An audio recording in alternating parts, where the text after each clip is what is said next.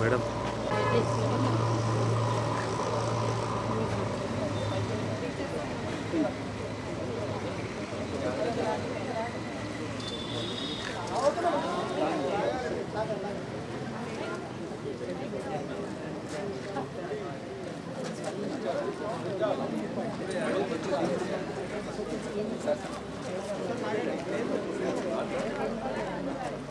వస్తుంది, ఈజీగా వచ్చేస్తారు.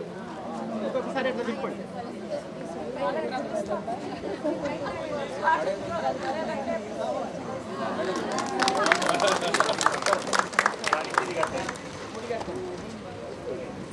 అక్కడ పింక్ పెట్టాలి సార్, కొంచెం సార్ ఏదో మాట్లాడేది అయిపోయి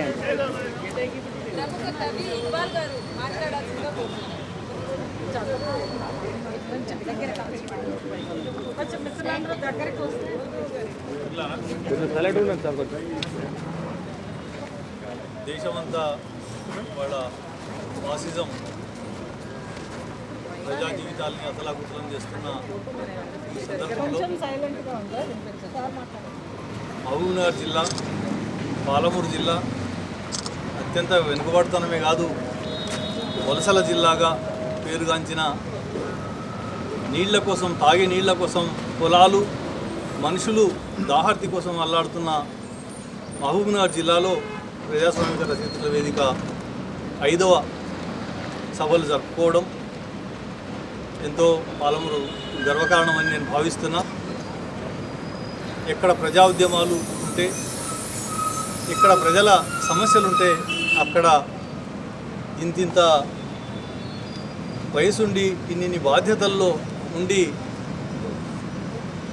ప్రతి చోటికి మా పాలమూరు అధ్యయన వేదిక కూడా కలిసి చాలాసార్లు సందర్శనలు చేసినాం, ఫ్యాక్ట్ ఫైండింగ్లు చేసినాం. మొన్ననే యురేనియం లాంటి కడప జిల్లాకు కూడా పోయి వచ్చినాం. అట్లా దీన్ని ఒక జీవితంగా, ఇదే శ్వాసగా బతుకుతున్న రరవేను చూస్తే నిజంగా చాలా గర్వకారణం అని అనిపిస్తుంది. మహబూబ్నగర్ జిల్లాలో రరవే సభలు, 2 రోజుల సభలు మంచి అంశాలతో పెట్టిండ్రు. ఇవి నేరము, శిక్ష అని సాధారణంగా కనిపిస్తాయి, కానీ అది మనం ఎవరం పట్టించుకోకుండా వదిలిపెడుతున్న అంశం. వాటికి సంబంధించిన చర్చల్లో మంచి వక్తలు ఉన్నారు. ఈ 2 రోజుల సభలు, ఇవాళ రేపు జరుగుతున్న ఈ సభల్లో అందరం పాల్గొని మినీ సభల్ని విజయవంతం చేయాలని, ఈ సభలు విజయవంతం కావాలని చెప్పి కోరుకుంటూ నిర్వాహకులకు ధన్యవాదాలు.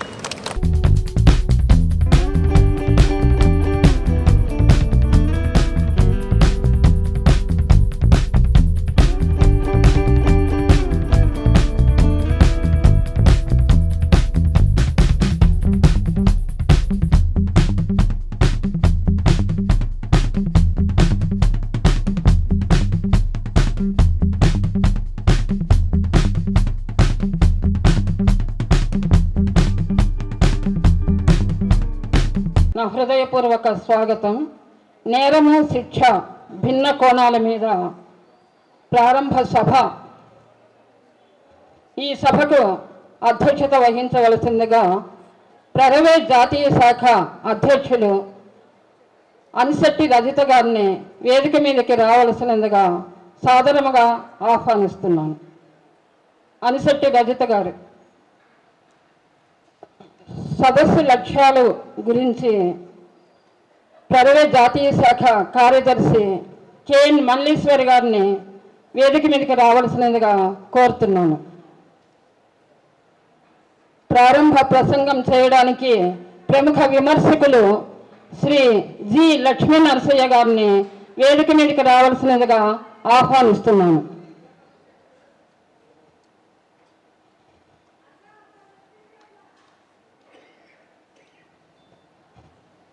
ఈ సభలో కీలకోపన్యాసం చేయవలసిందిగా ప్రముఖ విద్యావేత్త శ్రీ జి హరగోపాల్ గారిని స్వాగతిస్తున్నాను.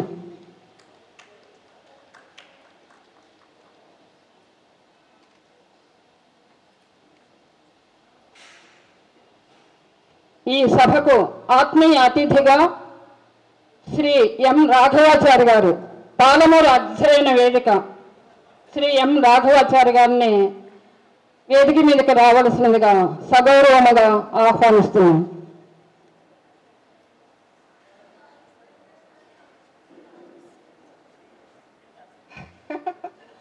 సభను నిర్వహించవలసిందిగా అనిశెట్టి రజత గారిని కోరుతున్నాను. ఆ సందర్భాన్ని పురస్కరించుకొని 2 సార్లు 3 సార్లు ఇక్కడికి వచ్చి ఇక్కడ అందరితో కలవడం, ఆ కలుసుకున్న క్రమంలోనే పెంపొందించుకున్న ఒక మానవీయ స్నేహ సంబంధాలు, సాహిత్య సంబంధాలు, సామాజిక సంబంధాలు మళ్ళీ ఇక్కడ ఆ రోజు రానే వచ్చింది. ఇప్పుడు భారతదేశం అత్యంత ఉద్రిక్తమైన నేర ప్రపంచానికి సంబంధించిన వాటితో రగిలిపోతున్న ఒక సందర్భంలో మనం ఉన్నాము. అయితే ఈ భూత్పూర్, మహబూబ్ నగర్ జిల్లా భూత్పూర్లో మనం ఎవరైతే నేరాలు చేశారు లేదా నేరస్తు నిందితులుగా ఉన్నారు అని చెప్పుకోబడతామో సమాజంలో, వాళ్ళు మన ఎదురుగానే జైలు ఇక్కడ ఉన్నది. ఆ జైలు ఖానా ఎదురుగానే మనం ఇక్కడ నేరము శిక్ష మీద ఇవాళ భిన్న కోణాల మీద చర్చించడానికి ఈ సదస్సును 2 రోజులుగా ఏర్పాటు చేసుకున్నాము. అయితే ఇక్కడ మీరందరూ ఈ నిజానికి మన మధ్యన ఈ సంబంధాలు పెంపొందించుకోవడానికి ఇది ఒక మంచి సందర్భం. మహబూబ్ నగర్ రచయితలకు, సామాజిక కార్యకర్తలకు, ప్రజా సంఘాల వాళ్లకు, విద్యార్థులకు, ఉపాధ్యాయులకు అందరికీ కూడా. అయితే ఈ కలుస్తున్న సందర్భంలో విద్యార్థులను, ఉపాధ్యాయులను అందరినీ కలవడం జరిగింది. కానీ బహుశా ఇలా వర్కింగ్ డే కాబట్టి ఇంకా రావాలనుకున్న వాళ్ళు రాలేదేమో, వస్తారేమో. అయితే మన భారతదేశం ఈరోజు నేరాలు పెరిగిపోయిన ఒక పెను ప్రమాదకరమైన సమాజంలో ఇవాళ మనం ఉన్నాము. అనుక్షణం నేరాల భయం, హింసల బీభత్సంతో అభద్ర జీవితం, అశాంతి వాతావరణంలో ఇవాళ రగిలిపోతున్న దశలో మనం ఉన్నాము. నేషనల్ క్రైమ్ రికార్డ్స్ బ్యూరో వాళ్ళు 2019లో విడుదల చేసిన ఒక రిపోర్ట్లో ఏం చెప్తారంటే, స్టేట్ ఆఫ్ పోలీసింగ్, ఈ పోలీస్ వ్యవస్థ, ప్రిజన్ సిస్టమ్, జైళ్ళకు సంబంధించిన వ్యవస్థ, జ్యుడిషియరీ, న్యాయ వ్యవస్థ, ఈ 3 కూడా ప్రభుత్వానికి సంబంధించి అసమర్థంగా తయారు కావడం, చేతగాకుండా తయారు కావడం వల్ల రోజు రోజుకు అపహరణలు, దేశంలో అపహరణలు, నేరాల సంఖ్య విపరీతంగా పెరిగిపోతున్నది అనేది ఆ బ్యూరో రిపోర్ట్ వెల్లబుచ్చడం జరిగింది. తర్వాత వ్యక్తులపై 2017-2019కి సంబంధించిన బ్యూరో రిపోర్ట్లో వ్యక్తులపై జరిగిన దాడులు, భారతదేశంలో వ్యక్తులపై జరిగిన శారీరక దాడులు 9,89,000 ఉన్నాయని వాళ్ళు చేసిన రికార్డులో తెలుసుకున్నారు. అవి కాకుండా స్త్రీలపై దాడులు 86,000, స్త్రీలపై దాడులు 86,000 జరిగినాయని చెప్తున్నారు. దేశవ్యాప్తంగా స్త్రీలపై నేరాలు 3,59,000 పైన జరిగాయని చెప్తున్నారు. తర్వాత స్త్రీలకు సంబంధించి, నేరాలకు సంబంధించి అత్యంత ప్రమాదకరమైన రాష్ట్రం ఏది భారతదేశంలో అంటే ఉత్తరప్రదేశ్ అని చెప్తారు. సిటీ ఏదంటే, పట్టణం ఏదంటే Delhi. Most unsafe city in the country. Delhi is the most unsafe country. Delhi తర్వాత Bengaluru, Bombay most unsafe for women అని చెప్తారు. మరి సైబర్ నేరాలు 77% పెరిగిపోయాయి గత 2 ఏళ్లలో. తర్వాత తమిళనాడులో గ్రేవ్ క్రైమ్స్, సీనియర్ సిటిజన్స్ని సుమారు ఒక 200 మందిని చంపారు ఒక సంవత్సర కాలంలో. గ్రేవ్ క్రైమ్స్ అనేది తమిళనాడులో ఎక్కువ ఉన్నాయని చెప్తున్నారు. తర్వాత బీహార్లో అల్లర్లు, రియార్డ్స్లో ఫస్ట్ టాప్లో ఉందట బీహార్ రాష్ట్రం. ఢిల్లీ నగరము, బెంగళూరు, ముంబై ఏదైతే ఉమెన్కి సంబంధించి అన్సేఫ్ సిటీస్గా పేరు పొందడము. తర్వాత భద్రమైన సిటీస్, మహిళలకు, ఆడపిల్లలకు సంబంధించి భద్రమైన రాష్ట్రాలు ఏమిటి అంటే గోవా. ఫస్ట్ ప్లేస్లో గోవా ఉంది. గోవా తర్వాత కేరళ, మిజోరం, సిక్కిం, మణిపూర్, హిమాచల్ ప్రదేశ్. ఇవి స్త్రీలకు సంబంధించి సేఫ్ ప్లేసెస్గా చెప్తున్నారు. తర్వాత మన దేశము ఈ భద్రతకు సంబంధించి రక్షణకు సంబంధించిన దాంట్లో ప్రపంచ దేశాలు అంటే 162 దేశాలలో మన దేశము 106వ స్థానంలో ఉన్నది. అంటే మోస్ట్ అన్సేఫ్, డేంజరస్ కంట్రీగా ఉన్నది. సినిమాలలాగా వెంటనే శిక్ష అమలు జరిగిపోవాలని కోరుకుంటున్నారంటే దానికి కారణం ఎవరు? వైఫల్యం ప్రభుత్వాలది. సో మనం ఎప్పుడూ ఒక నేరం జరిగినప్పుడు తీవ్రమైన నేరం జరిగినప్పుడు మనమందరం ఒక దగ్గర చేరి మూకదాడులకు సిద్ధపడుతున్న సమస్య. ప్రజలు మూకదాడులకు సిద్ధపడుతున్నారు ఇవాళ. ఎందుకంటే తక్షణ న్యాయం కావాలి, సత్వర న్యాయం కావాలి, సత్వర ప్రతీకారం జరగాలి. ఇలాంటి మెంటాలిటీలోకి మనస్తత్వంలోకి వాళ్ళ ప్రజలు తోసివేయబడుతున్న పరిస్థితి ఇవాళ. అయితే మనం ఒక డిమాండ్ చేస్తుంటాం, వీ వాంట్ జస్టిస్ అనే ఒక డిమాండ్ వస్తుంటుంది ప్రధానంగా. ఈ జస్టిస్ అనేది చాలా కాంప్లికేటెడ్ వ్యవహారం పదం. ఇది ఏంటంటే న్యాయం కావాలి, న్యాయం జరగాలి, ఉరి తీయాలి, కఠినంగా శిక్షించాలి అంట. సరే, ఉరి శిక్ష పడింది అనుకుందాం, న్యాయం జరిగిందా? న్యాయం జరిగినట్టేనా? సంబరాలు చేసుకుంటే ప్రజలు సంబరాలు చేసుకుంటారు ఉరి శిక్ష పడింది అని. న్యాయం జరిగిందా? ఎవరికి జరిగింది న్యాయం? బాధితులకు న్యాయం జరిగిందా? బలైపోయిన వాళ్ళకి న్యాయం జరిగిందా? న్యాయం అనేది సంపూర్ణమా? న్యాయం అనేది పాక్షికమా? నేను ఒకసారి ఉమెన్ లాయర్స్తో కూర్చున్నప్పుడు అడిగాను, మీరు ఇన్ని కేసులు చేస్తుంటారు కదా, నాకు ఎప్పుడు ఒక సందేహం వస్తుంటుంది, న్యాయం అనేది సంపూర్ణమా పాక్షికమా అని అడిగితే వాళ్ళకి అర్థం కాలేదు అసలు వాళ్ళు. మరి నాకు అర్థం చేయించేంత శక్తి లేదు. న్యాయం అనేది పాక్షికమా సంపూర్ణమా అనేది. అంటే ఒక నేరానికి న్యాయం జరగడం అంటూ ఉంటుందా? నేరానికి నేరస్తులకు శిక్ష పడుతుంది కానీ నేరానికి పడుతుందా అనేది ఇవాళ మన ముందున్న ప్రశ్నలు. అభినందనలు. సభకు వచ్చినటువంటి మిత్రులందరికీ స్వాగతం. అనిశెట్టి రజిత గారు తన అధ్యక్షోపన్యాసంలో కొంతవరకు సదస్సు లక్ష్యాలని కొంతవరకు ప్రస్తావించారు. ప్రధానంగా ఇప్పుడున్నటువంటి సందర్భంలో నేరము శిక్ష, దానికి ఉన్నటువంటి భిన్న కోణాలు అనేటువంటి టాపిక్ తీసుకున్నప్పుడు కొంతమంది మిత్రులు అన్న మాట ఏంటంటే, ఇది కొంచెం వేగ్గా ఉంది కదా, లేదా చాలా ఒక వ్యాస్ట్గా ఉండేటువంటి సబ్జెక్ట్ని ఎట్లా దీన్ని డిఫైన్ చేసి పెడతారు అనేటువంటి సందేహాన్ని వ్యక్తపరిచారు. మాకేమనిపించిందంటే, నేరము శిక్ష అనేటువంటి అంశాల తాలూకా మౌలిక భావనలు కూడా, ఆ మౌలిక భావనలు కూడా అర్థం చేసుకోనంత పరిస్థితిలో ఇప్పుడు ఉన్నామని మాకైతే అనిపించింది. నేర తీవ్రతను నిర్వచించడానికి ఇంతకుముందు ఉన్నటువంటి ప్రమాణాలు, అవి ప్రజాస్వామిక ప్రమాణాలు కావచ్చు, ఎటువంటివైనా ఆ ప్రమాణాల్లో తీవ్రమైన అసమస్థితి ఉంది అని మేము అనుకుంటున్నాం. అట్లాగే శిక్షా రూపాలు ఆధునికంగా ఉండడము అనేటువంటి భావన కూడా రాను రాను పోతుంది. అది మనం నిరంతరం వ్యతిరేకించే రాజ్య వ్యవస్థల్లోనే కాకుండా ప్రజా జీవితంలో కూడా అటువంటి అమానవీయత చోటు చేసుకోవడం అనేటువంటిది ప్రరవేని బాగా కలవరపెట్టింది. ప్రధానంగా ప్రరవే రచయితల సంస్థ కనుక ఇటువంటి అమానవీయ శిక్షలకు గురైన వాళ్ళల్లో స్త్రీలు చాలా ముందు భాగంలో వాళ్ళు విక్టిమ్స్గా ఉంటారు కాబట్టి కూడా దీని మీద మేము మాట్లాడాలని అనుకున్నాము. అయితే నేరము శిక్షకి సంబంధించి ప్రరవేకి పూర్తి స్థాయి అవగాహన ఉందని మేము, ఒక సంస్థగా మాకు పూర్తి స్థాయి అవగాహన ఉందని మేము భావించి దీన్ని ఏర్పాటు చేయడం అని కాదు. నిజానికి వక్తల నుంచి వచ్చిన వాళ్ళ నుంచి ప్రరవే కూడా నేర్చుకునేటువంటి ప్రాసెస్లోనే దీన్ని మేము పెట్టాం. అందుకే కేవలం 4 ఉపన్యాసాలు మాత్రమే పెట్టడం జరిగింది. వక్తలు మాట్లాడిన సెషన్స్ 4 సెషన్స్ మాత్రమే పెట్టాం. అట్లాగే ప్రారంభ సభలో, ముగింపు సభలో పెద్దలైన వాళ్ళు మాట్లాడతారు. సెషన్స్కి సంబంధించిన ఒక చిన్న సూచన మాత్రం చేయదలుచుకున్నాము.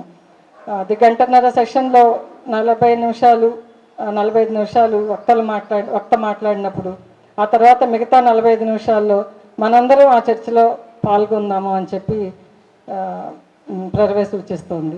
కాబట్టి ఈ 2 రోజుల సభలు విజయవంతం అవ్వడము అంటే ఈ నేరము శిక్ష దీనికి ఉన్నటువంటి భిన్న కోణాల్లో కొన్నైనా మనం గ్రహించి మనలో కూడా ఉండినటువంటి శకలాలుగాను అవశేషాలుగాను ఉండినటువంటి కొన్ని భావనలు మార్చుకుని మరింత ప్రజాస్వామికం అవ్వడం ఉద్దేశంగా మేము దీన్ని ఎంచుకున్నాం. కాబట్టి ఈరోజు ఈ సభకి వచ్చినటువంటి వారందరికీ స్వాగతం పలుకుతూ సభలు విజయవంతం చేద్దామని మరోసారి విజ్ఞప్తి చేస్తున్నాం. Thank you. వేదికలో ఆసీనులైనటువంటి మేధావులు, రచయితలు, కవులు అందరికీ వందనాలు. ఆ, ఈ పాంఫ్లెట్స్ చూస్తే నన్నేం ప్రారంభోపన్యాసం అన్నారు, నా తర్వాత హరగోపాల్ గారిని పెట్టి ఆ, కీలక పత్రం అని అన్నారు. మేమిద్దరం సార్తోనే వచ్చాను నేను ఆయన కారులో. వచ్చేటప్పుడు అసలు ఏమిటిది, ప్రారంభోపన్యాసం ఏంటి, కీలకం ఏంటని మేము కొంచెం సంభాషించుకున్నాం. అయితే నేనేమన్నానంటే, మీది కీలక ప్రసంగం అని ఎందుకు పెట్టుంటారంటే, ఈ 2 రోజుల సదస్సుకు సంబంధించిన కీలకాలని మీరు డైరెక్ట్ చేస్తారని చెప్పి మీకు ఇచ్చి ఉంటారు. అట్లాగే ఏ డైరెక్షన్లో వీళ్ళు మాట్లాడితే బాగుంటుంది, ఎలా ఏ దిశగా ఈ సదస్సు నడిస్తే బాగుంటుందని మీకు పెట్టుంటారు. నన్ను ప్రారంభోపన్యాసం అని ఎందుకని ఉంటారంటే, వీడు ఏది పడితే అది మాట్లాడతాడు కాబట్టి ఏదో ఒకటి మాట్లాడతాడులే, ప్రారంభంలో ఏది మాట్లాడినా ఇబ్బంది లేదు అని నన్ను పెట్టుంటారు అని నవ్వుకుంటూ అనుకున్నాం. నిజానికి కూడా అదే. ఎందుకంటే ఇంతకుముందే మల్లీశ్వర్ గారు చెప్పినట్లు ఇది చాలా విశాలమైన విస్తారమైనటువంటి టాపిక్. ఈ టాపిక్ని ఏదో పర్టికులర్గా నిర్దిష్టమైనటువంటి అంశాలంటే ఓకే, కానీ జనరల్గా ఈ నేరము శిక్ష అనేటటువంటి దాని మీద మాట్లాడటం అనేది అది తేలిక విషయం కాదు. సో నాకు కొంత స్వేచ్ఛ ఇచ్చారు కాబట్టి వారిచ్చినటువంటి ఆ స్వేచ్ఛను ఉపయోగించుకొని నేను మిమ్మల్ని ఎక్కువగా బాధించకుండా తక్కువ టైంలోనే నేను ముగిస్తాను. వేదికలో ఆసీనులైనటువంటి మేధావులు, రచయితలు, కవులు అందరికీ వందనాలు.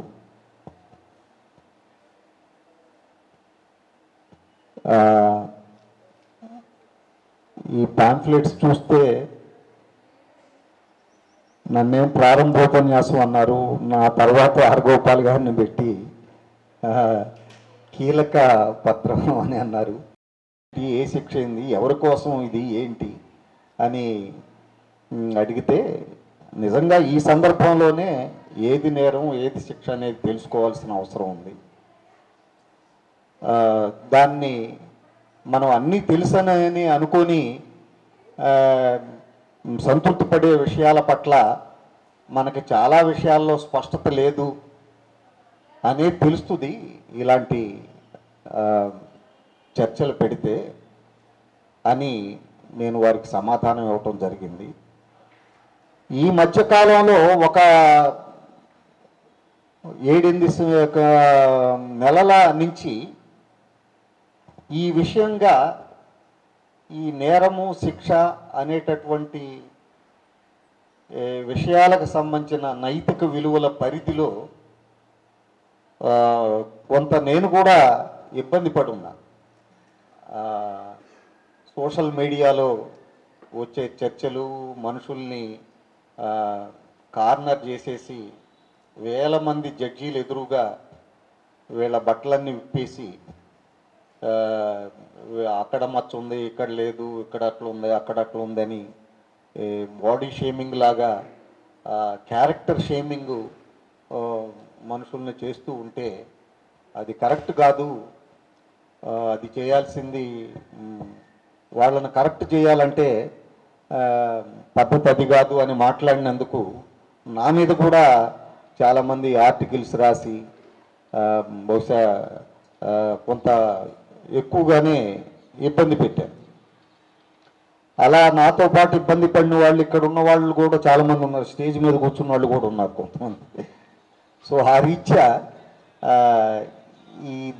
దీని ఏమిటి అనేది తేల్చుకోవాల్సినటువంటి అవసరం మనకుంది. ఆ సందర్భంలోనే నేను ఈ మధ్య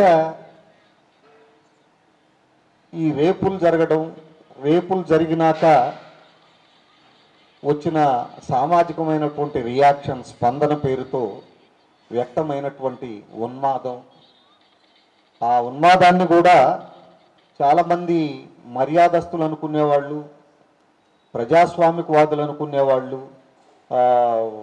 వాళ్ళు బయట పెట్టినటువంటి పద్ధతి చూసి దాన్ని అవసరంగా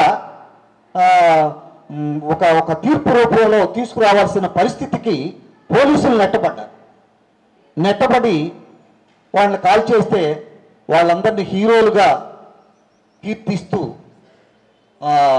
అందరూ కూడా వాళ్ళని గౌరవించడం జరిగింది.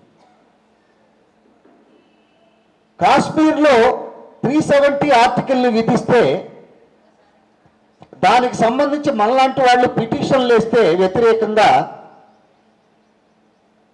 సుప్రీంకోర్టు ఇప్పుడేం కొంపలేం అంటుకుపోలేదు, అర్జెంటుగా అంటే కాశ్మీర్ మొత్తాన్ని కూడా జైల్లో పెట్టేసి అకారణంగా బందికానాలో ఉంచితే ఇప్పుడేమీ దాని గురించి మాట్లాడాల్సినటువంటి అవసరం లేదన్న సుప్రీంకోర్టు కూడా జనం ఏం ఫీల్ అవుతున్నారో మెజారిటీ అనబడే వాళ్ళు ఇస్తున్నటువంటి ఉన్మాదపూరితమైన తీర్పులు ఏవైతే ఉన్నాయో వాటిని ఇంబైబ్ చేసుకోవటం మనం గమనిస్తున్నాం. రామజన్మభూమి తీర్పు పేరుతో దోషులకే రామజన్మభూమికి సంబంధించిన భూమినల్లా అప్పగిచ్చి ఎవరైతే బాధితులు ఉన్నారో ఆ బాధితులకి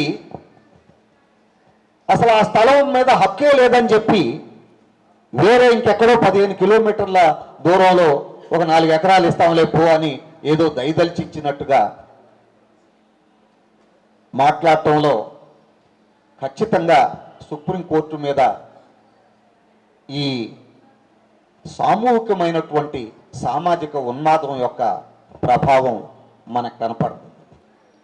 ఇవాళ కాకి వ్యతిరేకంగా, ఎన్పిఆర్కి వ్యతిరేకంగా, ఎన్ఆర్సీకి వ్యతిరేకంగా జరుగుతున్నటువంటి పెద్ద పెద్ద ఉద్యమాలు ఏవైతే ఉన్నాయో వాళ్ళు అడుగుతున్నటువంటి చట్టబద్ధమైనటువంటి రాజ్యాంగబద్ధమైనటువంటి ప్రశ్నలు, వాళ్ళ వైపు నుంచి పెట్టినటువంటి పిటిషన్స్ ఏవైతే ఉన్నాయో వాటిని వేటిని ఖాతరు చేయకుండా సుప్రీంకోర్టు పక్కన పెట్టేసి టైం తీసుకోవడం అనేది మనం చూస్తూ ఉన్నాం. కనుక బయట ఉన్నటువంటి కాషాయీకరణ ఉన్మాదం అనేది ఏదైతే ఉందో ఆ ఉన్మాదానికి సుప్రీంకోర్టు లొంగిపోయింది, చట్టం లొంగిపోయింది. పంచుకునేటటువంటి అవకాశం మనసారా కృతజ్ఞతలు చెబుతూ గత దశాబ్ద కాలంలో తాము ఎన్నుకుంటున్న అంశం ఏదైతుందో ఆ సమయంలో వాళ్ళు సభ జరిగే సమయంలో సమాజాన్ని తీవ్రంగా వేధిస్తున్న సమస్యని తీసుకొని దానికి చర్చకు పెడుతున్నారు.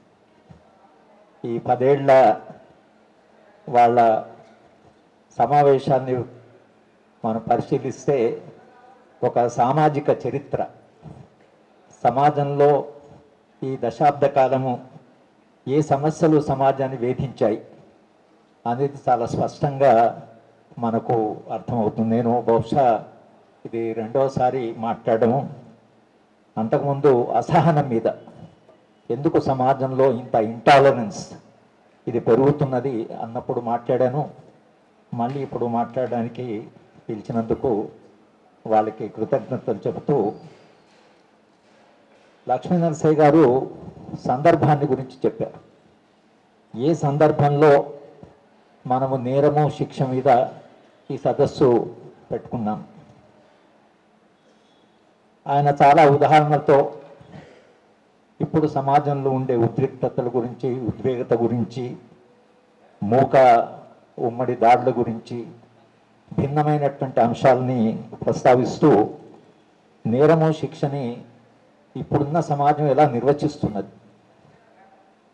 సమాజము ప్రవర్తిస్తున్న పద్ధతి, సమాజం వేయాలంటున్నది, వేస్తున్న శిక్షలు, ఇది సంయమము కోల్పోయినటువంటి సమాజంగా మనకు కనిపిస్తుంది. సమాజానికి బ్యాలెన్స్ తప్పిపోయినట్లు అని మాట్లాడితే మన మీద ఏ దాడి జరుగుతుందో అనే పరిస్థితిలో మనం ఉన్నాం. మూలాలు వెతకడానికి సిద్ధంగా సమాజం లేదు. ఒక రెచ్చగొట్టబడి ఒక ఉద్రేకమైనటువంటి వాతావరణంలో ఇప్పుడు సమాజం ప్రయాణం చేస్తున్నది. కూర్చొని మాట్లాడడానికి కానీ చర్చించడానికి కానీ, ఒక అత్యాచారం జరిగితే ఆ అత్యాచారానికి మనం దానికి ఎందుకు జరుగుతున్నది, దీని కారణాలు ఏమిటి, ఈ అత్యాచారం చేసిన వాళ్ళు ఎవరు, అత్యాచారం లేని సమాజం సాధ్యం కాదా, ఈ దశ దాటిపోలేమా, మనుషులు మానవీయంగా మారలేరా, స్త్రీ పురుష సంబంధాలు మౌలికంగా మారలేవా, ఇవి మరింత మానవీయంగా మారలేవా అని మనం అంటే విరుచుకపడేటువంటి ఒక పరిస్థితి వచ్చేసి, ఏంది అసలు చెప్పేది, అసలు ఇంకా దానికి ఆర్గ్యుమెంట్ ఏంటి, దానికి చర్చ ఏమిటి, అసలు వాడు కొట్టేవాడు చేసిన వాడిని మనం చంపేయడమే నరకడము. లక్ష్మీ నరసయ్య గారు ప్రస్తావించారు, మల్లేశ్వర్ గారు కూడా నరకండి, కొట్టండి, తన్నండి. ఎవరు ఎక్కువ ఉద్రేకంగా మాట్లాడితే వాళ్ళకి ఎక్కువ ప్రచారం టీవీ ఛానల్లో. ఒక అమ్మాయి నరకండి అంటే ఇంకో అమ్మాయి ముక్కలు ముక్కలుగా నరకండి అంటే ఇంకో అమ్మాయి ఇంకోటి వెతుక్కోవడం, శిక్ష వాళ్ళే వేసేయడం.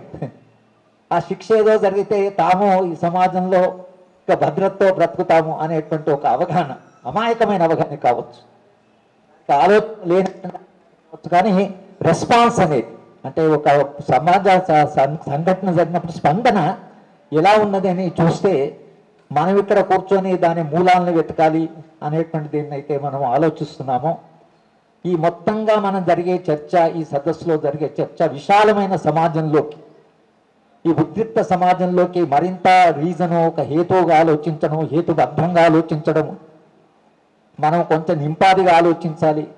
మనం ఇటువంటి జరగని సంఘటనలు జరగనటువంటి సమాజం కొరకు ఆలోచించాలి, సంఘటన మూలాల్లోకి వెళ్ళాలి అనేటువంటి పరిస్థితి ఇప్పుడు లేదు. దానివల్లనే ప్రజాస్వామిక రచయితల వేదిక లేదు, మన మహబూబ్నగర్లో సదస్సులో కూర్చొని మాట్లాడుకోవాలి. దీని నేరాన్ని మీరు అదుపు చేయడానికి మీరు ఇంకో నేరం చేస్తారా? వాళ్ళు ఒకవేళ అత్యాచారం నేరం చేస్తే ఆ అత్యాచారం చేసిన వాడిని చంపడం కూడా నేరమే కదా. ఈ రెండు, ఒక నేరానికి ఇంకో నేరము పరిష్కారం అవుతుందా, నేరానికి ఉండేటువంటి పరిష్కారం భిన్నంగా ఉండాలి కదా అనేటువంటి అవగాహన నుంచి మనకు మొత్తంగా న్యాయశాస్త్రం వచ్చింది. ఆ న్యాయశాస్త్రంలో ఒక జడ్జిలు, అక్కడ ట్రయలు, రెండు వైపుల నుంచి వాదనలు, ఆ రెండు వైపుల నుంచి వాదనలు విన్న తర్వాత న్యాయశాస్త్రం ప్రకారము ఆ చేసిన నేరం రుజువైతే ఆ నేరానికి ఎంత శిక్ష పడాలి అనేటువంటి జడ్జిలు నిర్ణయించిన తర్వాత ఆ శిక్ష పడుతుంది. శిక్ష పడ్డ తర్వాత జస్టిస్ కృష్ణయ్యర్ అంటాడు, jail is not a punishing place, jail is a reformative place. Lakshmi Narasaiah గారు ప్రస్తావించారు, జైల్ అనేది సంస్కరణ, దానికనే కరెక్షనల్ అడ్మినిస్ట్రేషన్ అంటారు తెలంగాణలో. అదే ఉమ్మడి కంబైన్ స్టేట్, దాని కరెక్షనల్ అడ్మినిస్ట్రేషన్ అంటే తప్పు చేసిన వాడిని సరిదిద్దేటువంటి యంత్రాంగం జైలు. కనుక జైల్లోకి వెళ్ళిన తర్వాత జైల్లో వాతావరణం ఎలా ఉండాలంటే తప్పు చేసిన మనిషి పాశ్చాత్తాపం చెంది మరింత మెరుగైన మనిషిగా మళ్ళీ సమాజంలోకి రావాలి. ఇది జైలు యొక్క ఉద్దేశం. కానీ మన జైళ్ళు ఎట్లా తయారయ్యాయి? వరవరావు సార్ను జైల్లో వేశారు. ఆయన ఏం నేరం చేశాడో ఎవరికి తెలియదు ఇంతవరకు. ఆయన ఏం నేరం చేశాడు? ప్రజల వైపు నుంచి మాట్లాడాడు, కొన్ని విశ్వాసాలు ఉన్నాయి, ఆ విశ్వాసాలను చాలా బహిరంగ ప్రకటించుకుంటున్నాడు. ఈ సమాజం మారాలంటున్నాడు, సమాజం మూలంగా మారాలంటున్నాడు. దానికి ఆయన పోయిటరీ రాశాడు, ఆయన విపరీతమైన సాహిత్య కృషి చేశాడు. చేసిన వరవరరావు గారిని ఆయన జైల్లో వేశాడు. ఏం నేరము? నేరం ఏంటంటే విశ్వాసం నేరం అవుతుందా?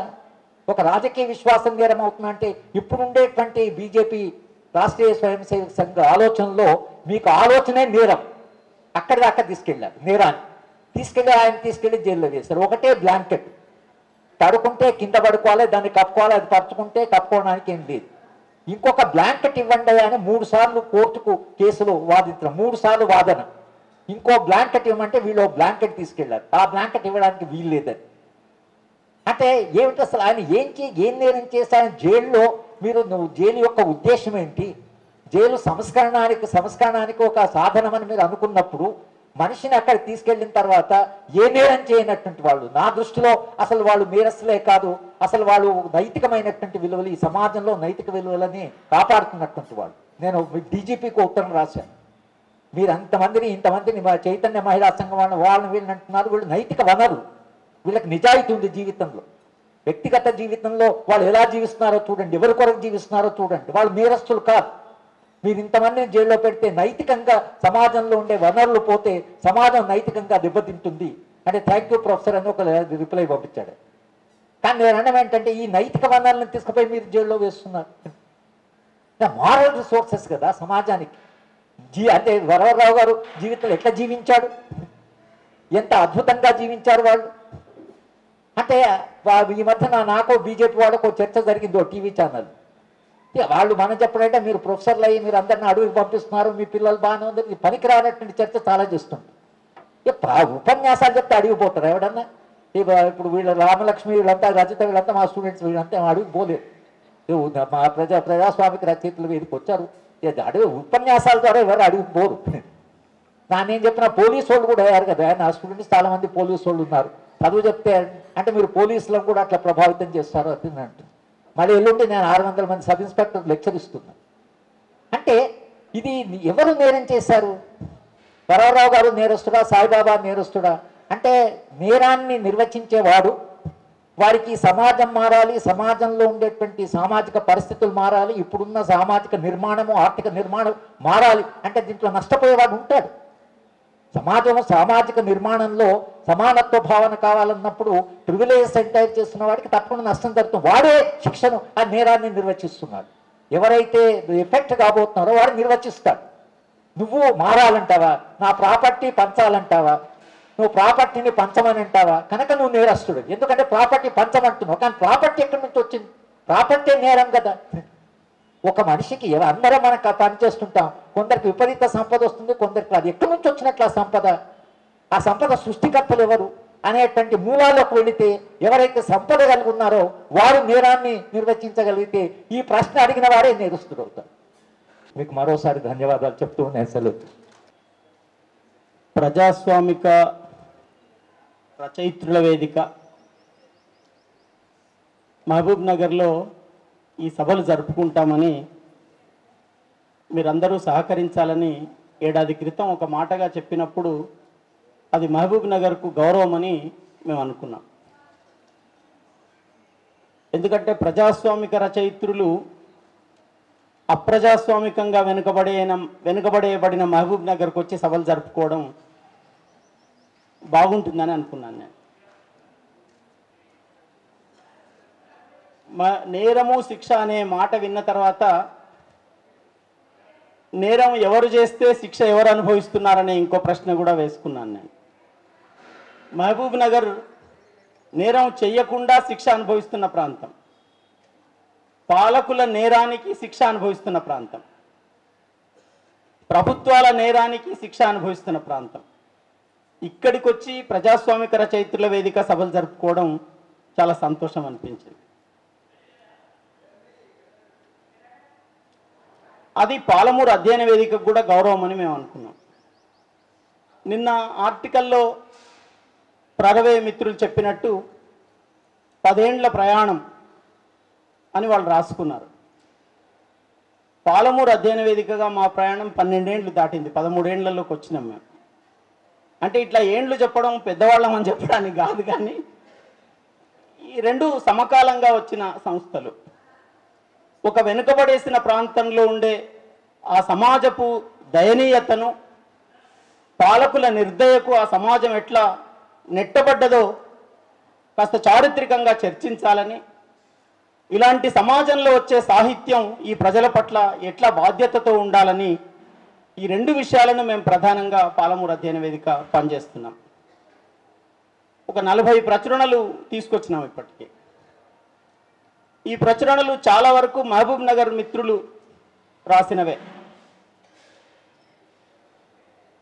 అయితే ప్రరవే ఈ సభలు జరిపే సందర్భానికి ఒక తీవ్రమైన పరిస్థితి ఉంది. రాత్రి మిత్రులు చెప్పింది ఏంటంటే, ఆత్మీయ అతిథిగా మీరు మాట్లాడేటప్పుడు మళ్ళీ ఆ టాపిక్లోకి కాకుండా, ఆ టాపిక్ చుట్టే అందరూ మాట్లాడతారు కనుక మీరు మహబూబ్ నగర్ను మాట్లాడమన్నారు వాళ్ళు. నా పరిస్థితి ఎట్లా ఉందంటే, ఇక్కడేమి ఉపన్యాసానికి సమయం లేదు, కానీ బళ్ళో పిల్లవాడు పరీక్ష పెడితే ఎప్పుడూ ఆవు వ్యాసమే రాస్తాడట, లేకపోతే ఆ గొర్రె పిల్ల వ్యాసమే రాస్తాడట. మహబూబ్ నగర్ కార్యకర్తగా నేను ఎక్కడైనా మహబూబ్ నగరే మాట్లాడుతున్నాను. వాడు చివరికి హెలికాప్టర్ వ్యాసం రాయమంటే హెలికాప్టర్లో పోయి పైన తిరుగుతూ ఉంటే కింద ఆవు కనపడ్డదని, దానికి కొమ్ములు ఉన్నాయి, తోక ఉంది, శరీరం ఉందని ఆవు గురించే రాసిండట వాడు. అట్లా కాకుండా ఈ టాపిక్లో నేనేమైనా ఆలోచించవచ్చా అని నేను అనుకున్నాను. మిత్రులేమో స్థానికం మాట్లాడమన్నారు. ఒక ప్రశ్న ఏమిటంటే, మనం నేరం గురించి మాట్లాడుకున్నంత ఎక్కువ మంచితనం గురించి మాట్లాడుకుంటామా? నేరం అనేది నిర్ణయం చేసినట్టుగా అట్లా ఉంటుందా? మనకు నేరం అనిపించింది అవతలి వాళ్ళకు నేరం అనిపించకుండా ఉండే సాపేక్షంగా ఉంటుందా?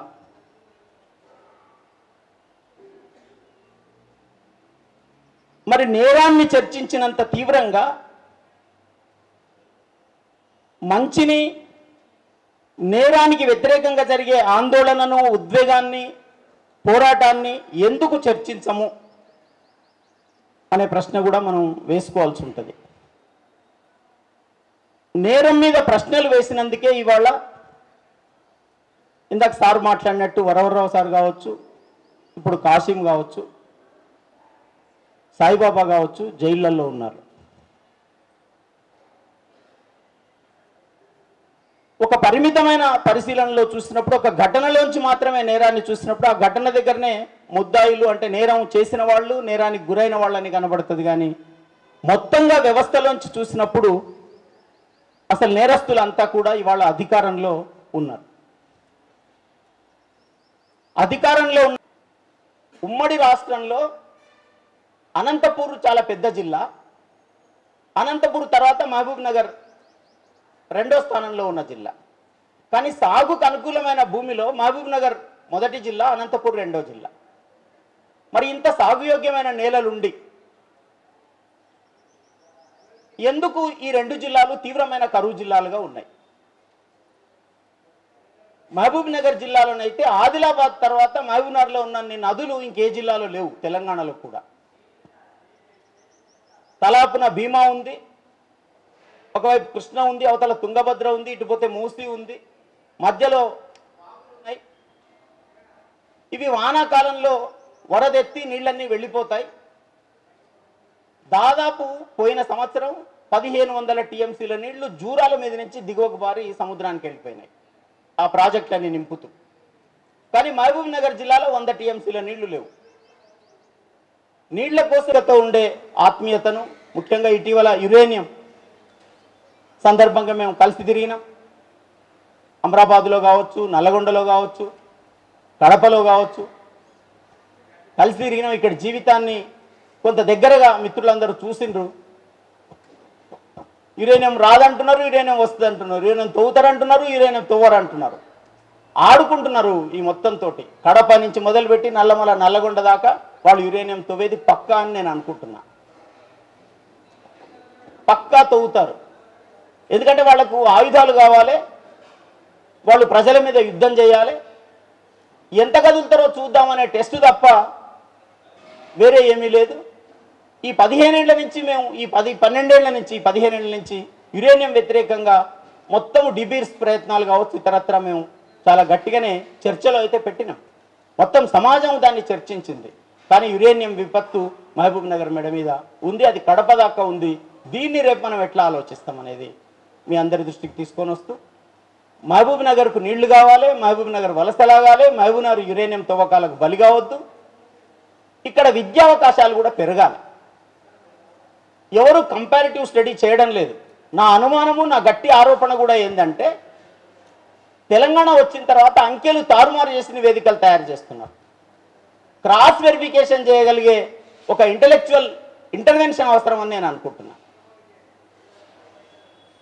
క్రాస్ వెరిఫికేషన్ చేయగలిగే ఆ అంకెలను, ఆ డేటాను నిలదీయగలిగేటటువంటి ఒక ఇంటర్వెన్షన్ అవసరం. అట్లాంటి ఇదేది జరగకుండా ఒక తీవ్రమైన అణిచివేత, తీవ్రమైన నిర్బంధం అమలవుతున్న కాలంలో మనం ఉన్నాం. మీరు ఆలోచించకండి, మీరు ప్రశ్నించకండి, మీరు సమావేశం కాకండి, ఆ పనులన్నీ మేము చేసేస్తాం, ఆ పనులన్నీ మాకు వదిలిపెట్టేయండి, మీరు ఫ్రీగా మీరు పనులు చేసుకోండి. మీరు రెక్కాడితే డొక్కాడని స్థితి నుంచి మీరు బయటికి రాలేదు కనుక మీరు రెక్కలు ఆడించుకొని డొక్కలు ఆడించుకోండి, ఆలోచించే పని మాకు వదిలిపెట్టండి. ముఖ్యమంత్రి కేసీఆర్ గారు అన్నీ ఆలోచించడానికి సిద్ధంగా ఉన్నారు. మనం ఆయనకు వదిలిపెట్టాలని మొత్తం తెరాస శ్రేణులన్నీ మాట్లాడుతున్నాయి. అన్ని పార్టీలు తెరాస అయిపోయినాయి. ఇప్పుడు కేంద్రంలో అన్ని పార్టీలు బీజేపీ అయిపోతాయి, రాష్ట్రంలో అన్ని పార్టీలు తెరాస అయిపోతాయి. కనుక మనం ఆలోచించేది మన చలనాన్ని మొత్తం తెరాసకు వదిలిపెట్టాలి. విధాన నిర్ణయాలన్నీ వాళ్ళు చేస్తారు, వాటికి మనం ఇట్లా బలవుతూ ఉండాలని ఒక స్థితి ఉంది. కనుక ఎంత ధిక్కారం మనం చూపించగలుగుతామనేదే ఇవాళ పెద్ద చర్చ.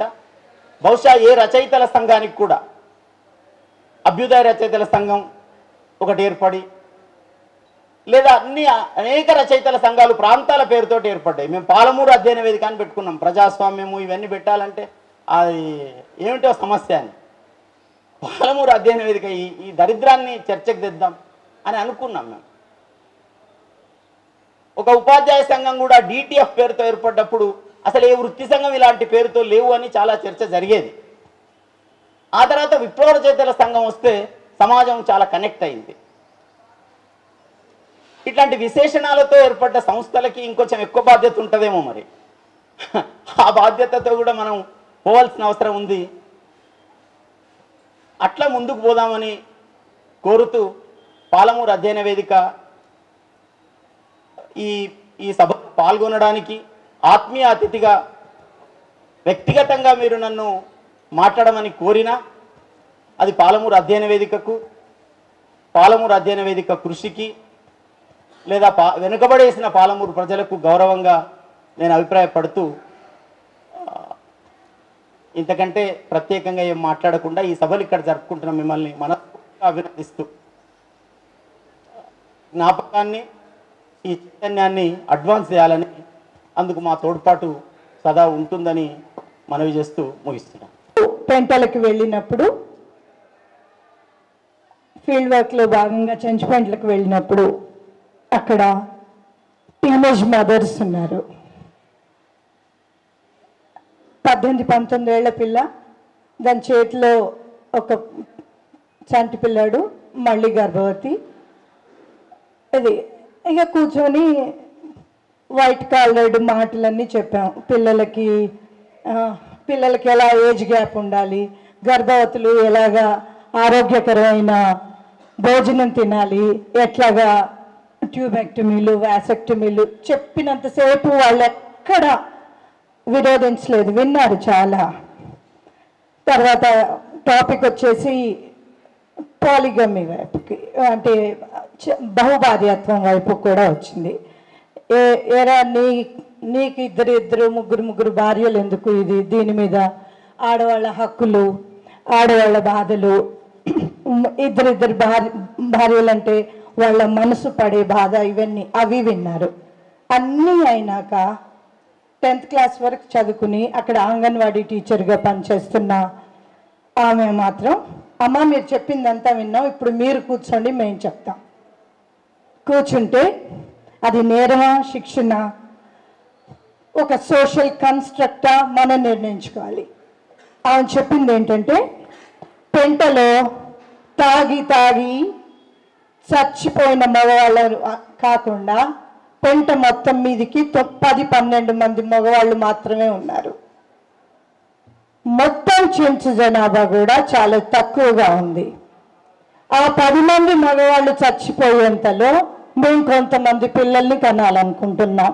మా చెంచు జాతి పరిరక్షణ అన్న వర్డ్ వాళ్ళకు రాదు. మా చెంచు జాతి కోసం కొంతమంది పిల్లల్ని కందామనుకుంటున్నాం. ఇప్పటికీ ఒళ్ళు వణుకుతుంది చెప్పాలంటే. వాళ్ళ ముందు మాట్లాడడానికి బహుభార్యత్వం నేరమా, పెళ్ళిళ్ళు నేరమా, అక్కడ హక్కుల ఇంకేమీ ఉండవు. ఈ సమాజాలు ఇంకా మన చుట్టూ ఉన్నాయి. చెంచుపెంటలలో 2 ఏళ్ల క్రితం చూసింది. మళ్ళీ వెళ్ళినప్పుడు ఆ అంగన్వాడీ టీచర్ని కలిసి ఎంతమంది బతుకున్నారు అని అడగాల్సిన పరిస్థితులు. వాళ్ళు చచ్చిపోయేది సారానో కళ్ళునో తాగితే అంత తొందరగా చచ్చిపోరమ్మా, గుడుంబాలు తాగుతారు కాబట్టి చచ్చిపోతారు. దానికి వరిసి గుడ్డెలుగులు బయటపడతాయి. ఎందుకమ్మా గుడ్డెలుగులు ఎందుకు మీద పడతాయి? ఇల్లు కట్టిస్తున్నారు కదా, పోయి చూడండి. నేను యురేనియం తవ్వకాలు అవన్నీ పెద్దవాళ్ళందరూ మాట్లాడారు, నేను చూసింది మాట్లాడదాం అనుకున్నాను. రెండో ఇన్సిడెంట్ ఇక్కడే పాలమూరు యూనివర్సిటీలో పనిచేస్తాను నేను. అక్కడ ఒక విద్యార్థి, మళ్ళీ చెంచు విద్యార్థిని. ఇక్కడ ప్రతి పండగల తర్వాత కరి పండగ ఉంటుంది, అది ఇక్కడి సమాజపు ఆచారం. కరి పండుగ రోజు కాస్త వాళ్ళు నాన్ వెజిటేరియన్ ఫుడ్, వాళ్ళకి లోకల్గా అయ్యే మద్యం లాంటి తాగుతారు వాళ్ళు. ఆ రోజు మేము ప్రాక్టికల్స్ పెట్టామని రమ్మన్నాం. ఆ రోజు ఆదివారం సాయంత్రం రోజు ఆ అబ్బాయి వచ్చాడు. వాడికి కరి పండగ శనివారం రోజు. వాడు పాపం అక్కడికి తెలిసినవాడే, మన లాస్ అవన్నీ తెలిసినవాడే కాబట్టి 6 తర్వాత వచ్చాడు. ఆ డిపార్ట్మెంట్ హెడ్ పట్టుబడతారు, వాడిని రెస్టికేట్ చేద్దాం 15 రోజులు అంటారు. అంటే నేను ఎందుకు మనం రెస్టికేట్ చేస్తాం? వాడు ఒక ట్రైబు ట్రైబుకి ఒక జీవన విధానం ఉంది. ఆ జీవన విధానంలో వాడు చేసింది నేరం కాదు అది. అయినా వాడు మనకి ఏమన్నా 5 గంటలు మన యూనివర్సిటీ టైం లోపల వచ్చాడా? కాదు కదా, 6 గంటలకు వచ్చాడు. అది కూడా వాడు రానని చెప్తున్నాడు. మీరు రేపు పొద్దున్నే 9ంటికి పరీక్ష అన్నారు కాబట్టి వచ్చాడు. వాడు తాగొచ్చాడు కాబట్టి 15 రోజులు రెస్టికేట్ చేయమని విద్యార్థిని అనడం ఎంతవరకు న్యాయం? మూడో ఇన్సిడెంట్ ఇదే పాలమూరులో ఒక హాస్టల్లో అన్ని ఏజ్ గ్రూప్స్లలో ఉన్న ఆడవాళ్ళు ఉన్నారు. 40-50 నుంచి 25-30 ఏళ్ళు టీనేజ్ గర్ల్స్ పనిచేస్తున్నారు. వచ్చి అమ్మ ఒకడు ఉన్నాడు, చాలా విపరీతమైన అసభ్యకరమైన భాష, వాడిని భరించాలంటే కష్టంగా ఉంది, ఏం చేద్దాం అనుకుంటున్నారు? సమాధానం ఏమీ లేదు. కానీ వాడు మాట్లాడడం ఆపాలి అంటే వాడి నోరే అమ్మ ఎలా ఆపలేం కదా, మీరేం చేస్తారు? పడలేమని మీరు అనుకుంటున్నారు, తిట్టలేమని వాడు అనుకోవట్లేదు. పడలేమని మీరు అనుకున్నప్పుడు మీరు ఏం చేస్తారు? సమాధానం లేదు. తెల్లారి వచ్చి చెప్పండి అన్నాను. తెల్లారి వచ్చి అమ్మ కొడదాం అనుకుంటున్నాం అన్నారు. కొట్టండి. 6 తర్వాత ఏమక్కర్లేదు, వాడు వెళ్ళి రిపోర్ట్ చేస్తాడేమో. ఎవరి దగ్గర చేస్తాడు? సాక్ష్యం ఉండాలి, వాడు ఒక్కడే కదా. కొట్టడం అంటే కాళ్ళు చేతులు విరిచేయడం కాదు, వాడు నాలుక వాడినట్టుగా నాలుక వాడకుండా చిన్న భయం ఉండేట్టుగా. ఇది మళ్ళీ ఆడవాళ్ళ సమస్య. ఒకరికి నమస్కరిస్తూ, ఈ సంస్థ మొదటిసారి వైజాగ్లో ప్రారంభమైంది. అప్పటి నుంచి ఈ పాలమూరు వరకు చాలా దగ్గరగా నేను చూస్తున్న ఒక మంచి వేదిక, విలువైన వేదిక ఇది. ఎప్పటికప్పుడు ఆయా సందర్భాల్లో ఈ సొసైటీలో జరుగుతున్న, అంటే భారతదేశం కావచ్చు, ప్రపంచంలో కావచ్చు, మన సమాజాల్లో జరుగుతున్న స్త్రీలకు సంబంధించిన విషయాల మీద, అలాగే వివిధ రంగాలకు సంబంధించిన అంశాల మీద కూడా ఎప్పటికప్పుడు ఈ సంస్థ అనేక విషయాల మీద సభలు నిర్వహిస్తుంది. తన సంవత్సరం చేసే సభల్లో కూడా. అయితే ప్రతి సభలో కూడా నాకు నేను చాలా సభల్లో పాల్గొన్నాను. నాకు చాలా బాగా కనిపించే విషయం ఏంటంటే, అన్ని రకాల అన్ని జనరేషన్స్ స్త్రీలు పురుషులు ఉంటారు, ముఖ్యంగా స్టూడెంట్స్ ఉంటారు. అది చాలా అవసరమైన విషయము. స్టూడెంట్స్తో దగ్గరికి వెళుతూ వాళ్ళతో మాట్లాడుతూ వాళ్ళని ఈ సభల్లోకి తీసుకురావటం అనేది ఈ సంస్థ చేస్తున్న గొప్ప విషయంగా నాకు ఎప్పుడూ అనిపిస్తూ ఉంటుంది. ఎందుకు అంటే, మన చదువులు భారతీయ ఆత్మను ప్రతిబింబించే విద్యని మనం ఎప్పుడో నాశనం చేసేసుకున్నాము. ఎప్పుడూ కూడా ఏ చదువు చదివితే ఈ సొసైటీకి, కార్పొరేట్స్కి పనికొస్తూ మిడిల్ క్లాస్, అప్పర్ మిడిల్ క్లాస్గా ఎదుగుతూ ఉండే ఒక ఎప్పటికప్పుడు అవసరమైన ఒక ఇన్స్టెంట్ చదువుని మనం తీసుకొస్తున్నప్పుడు సమాజంలో జరుగుతున్న విషయాల పట్ల చిన్నపిల్లలు, విద్యార్థులు, యువత స్పందించే తీరును చూసినప్పుడు చాలాసార్లు అయ్యో వీళ్ళేంటి ఇట్లా స్పందిస్తున్నారో అని వాళ్ళని విమర్శించటం కంటే ఆ అమాయకత్వాన్ని చిదిమేస్తున్న చదువుల్ని మనం ఇస్తున్నందుకు విచారించాలి. మన చదువుల్లో చిన్నప్పటి నుంచే మానవ హక్కులు, సమాజంలో ఉండే అనేక విషయాల్ని అర్థం చేసుకునే ఒక చూపుని, ఒక అవగాహనని, తాత్విక దృక్పథాన్ని ఇచ్చే చదువు పోయినప్పుడు బయట ఉన్న సంస్థలు అంటే సాహిత్యం కొంత మేరకు ఒక వెలుగునిస్తుంది. అది కూడా మనం ఎట్లాంటి సాహిత్యాన్ని వెతుక్కుంటాం, ఎట్లాంటి సాహిత్యాన్ని చదువుతాం, దేని వైపు మనం మొగ్గుతాం అనేది మన తాత్విక దృక్పథాన్ని పెంచుకుంటూ వచ్చినప్పుడు సమాజంలో జరుగుతున్న విషయాల్ని మనం అర్థం చేసుకోగలుగుతాం. అయితే ప్రజాస్వామిక రచయితలు లాంటి వేదికలు చేస్తున్న ఒక మంచి ప్రోగ్రాం ఏంటంటే ఆ విషయం పిల్లల్లోకి తీసుకువెళ్ళటానికి కథల ద్వారా వెళ్తున్నారు, కవిత్వం ద్వారా వెళ్తున్నారు. హరగోపాల్ గారు లాంటి పెద్దవారిని, కె శ్రీనివాస్ గారు లాంటి వాళ్ళని, లక్ష్మీ నరసయ్య గారు లాంటి వాళ్ళని, రాఘవాచార్య గారు లాంటి వాళ్ళందరినీ తీసుకొచ్చి ఒక చూపునిచ్చే విషయాలని అంటే ఒక చూపునివ్వటానికి ప్రయత్నిస్తున్నారు. దానివల్ల చదువుకొని వచ్చిన వాళ్ళు, అర్థం చేసుకునే వాళ్ళకి మరింత మెరుగైతే కొత్త పిల్లలకి, చిన్న పిల్లలకి, కాలేజెస్లో చదువుతున్న వాళ్ళకి ఈ విషయాలు నోట్ చేసుకుంటున్నప్పుడు, ఈరోజు ఉపన్యాసంలో క్రైమ్ అండ్ పనిష్మెంట్ అనే పుస్తకం పదే పదే వచ్చినప్పుడు ఆ పుస్తకాన్ని నోట్ చేసుకొని ఏ పాపైనా బాబైనా దాన్ని చదివితే ఒక సంవత్సరమో, 2 ఏళ్ళో, 3 ఏళ్ళ తర్వాత వాళ్ళు కూడా ఇక్కడ నిలబడి బోల్డ్ విషయాలు మాట్లాడగలుగుతారు. డెఫినెట్గా ఈ 2 రోజులు ఇక్కడ మీ దగ్గర చాలామంది చాలా పుస్తకాలని, కొటేషన్స్ని, రైటర్స్ని, తత్వవేత్తల్ని మెన్షన్ చేస్తూ ఉంటారు.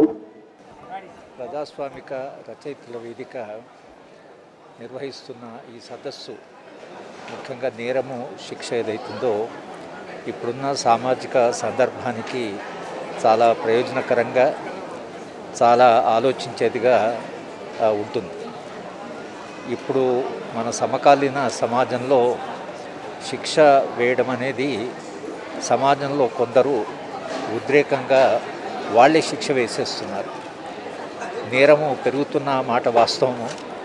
నేరాలు పెరుగుతున్న కొద్దీ సమాజంలో ఉద్రేకము, ఉన్మాదం కూడా పెరుగుతున్నది కూడా వాస్తవం. కానీ సమాజము తన సంయమనం కోల్పోకుండా నేరానికి మూలాలు ఎక్కడుంటాయి, నేరము చరిత్రలో ఎక్కడ ప్రారంభమైంది, నేరము ఇన్ని రకాల రూపాలు ఎందుకు తీసుకున్నది, వేస్తున్న శిక్ష నేరానికి సరిగా ఉందా, ఇవన్నీ ప్రశ్నలు అడుగుతూ నేర మూలాల్లోకి వెళ్ళిన తర్వాతే శిక్షాస్మృతి వచ్చింది.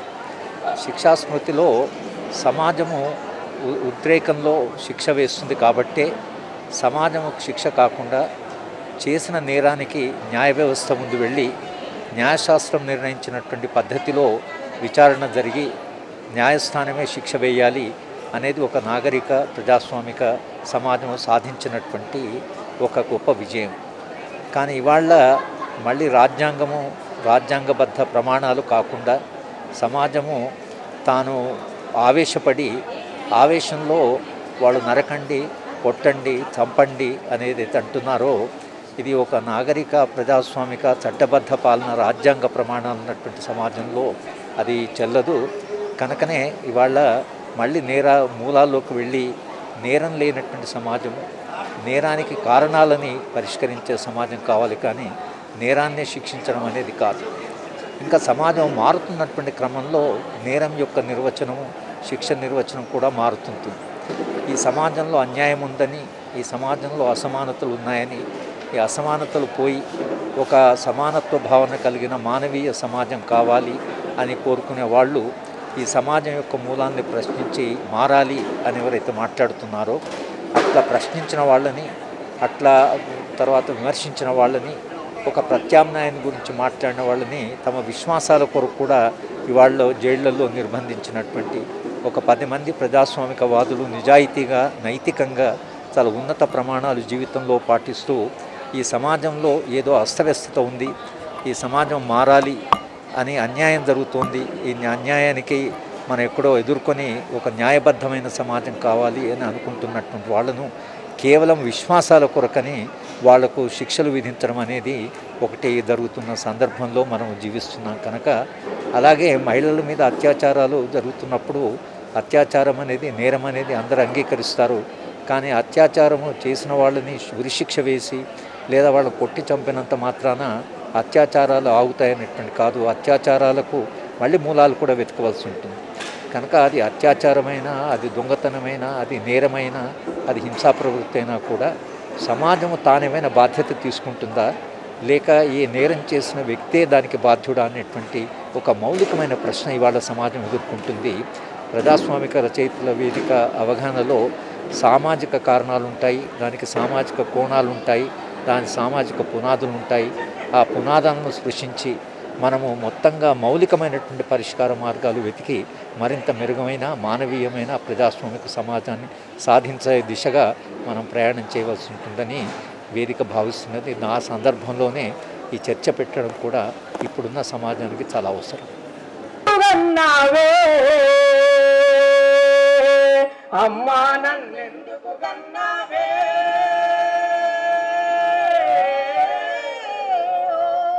అమ్మా నన్నెందుకు కన్నావే, కడుపులో కలమైనప్పుడు కలలెన్నో కన్నావమ్మా, కడుపులో కలలైనప్పుడు కలలెన్నో కన్నావమ్మా, ఆడపిల్ల నీ కలిసి ఆశల్ని వదులుకున్నావు,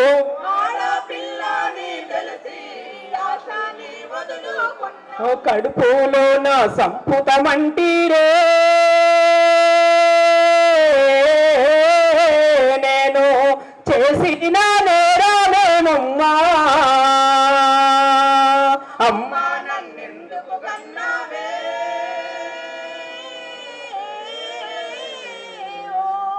అమ్మా నన్నెందుకు కన్నావే, బడికి పోతానంటే చదువు నీకెందుకనిరి, బడికి పోతానంటే చదువు నీకెందుకనిరి, నాకన్నా చిన్నవాణ్ణి పై చదువులు చదివించితిరి, నాకన్నా చిన్నవాణ్ణి పై చదువులు చదివించితిరి, పుస్తే మెట్టెలు పెట్టితిరోయమ్మా, నన్ను అత్తగారింటికి పంపితిరే, అమ్మా నన్నెందుకు కన్నావే,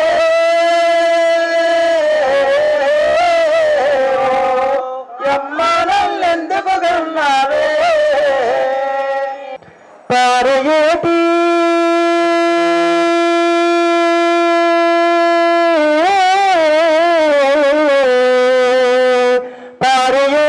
అలల మీద పండుగన్నెల రాలినట్లు ఊరూట సెలినలోన తోట నీరు తొలగినట్లు వెండి మెరుపుల నవ్వులను లక్ష్మణమ్మో, నీ కడన ఆ ఎండాహారమవుతుంది లక్ష్మణమ్మ, కంచరేగి తీపి ఓలే లక్ష్మణమ్మో, మీ కష్టమెంతో మధురమైనది లక్ష్మణమ్మ.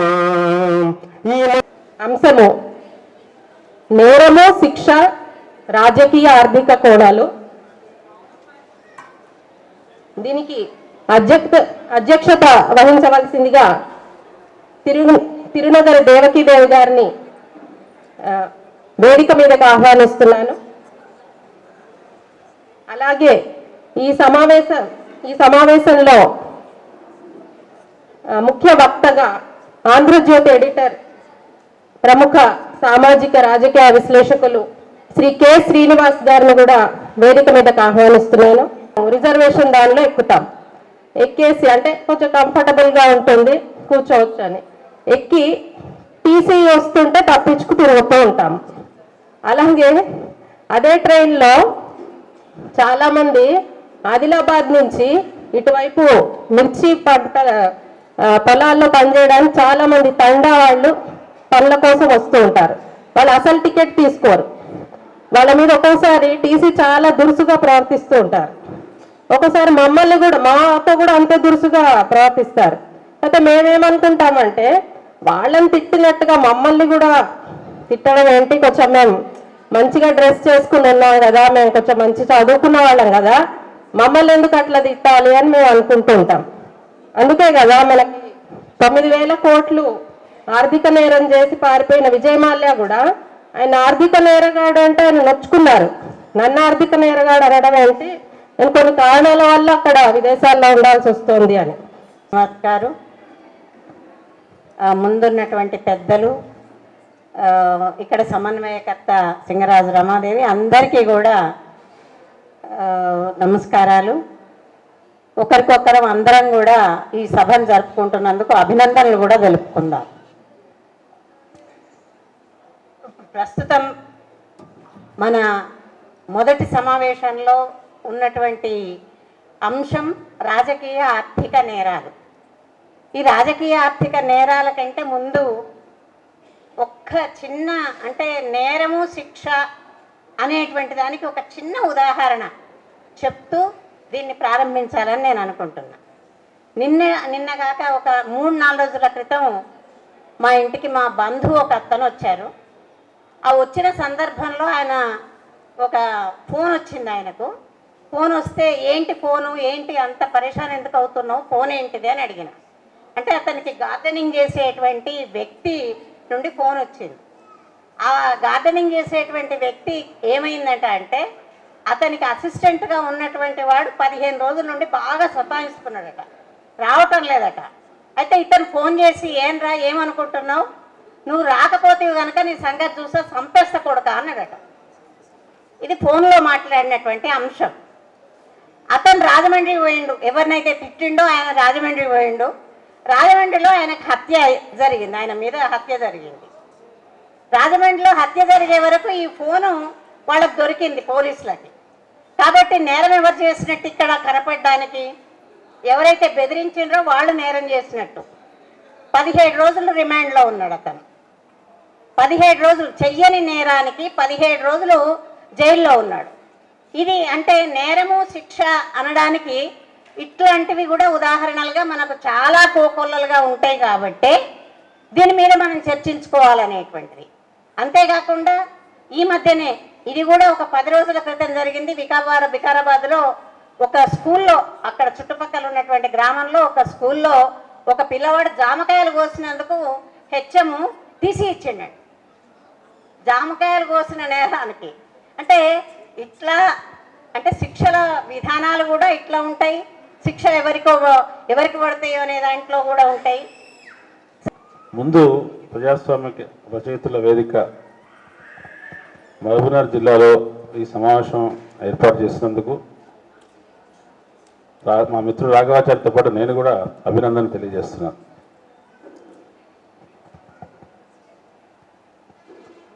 మహబూబ్నగర్ జిల్లా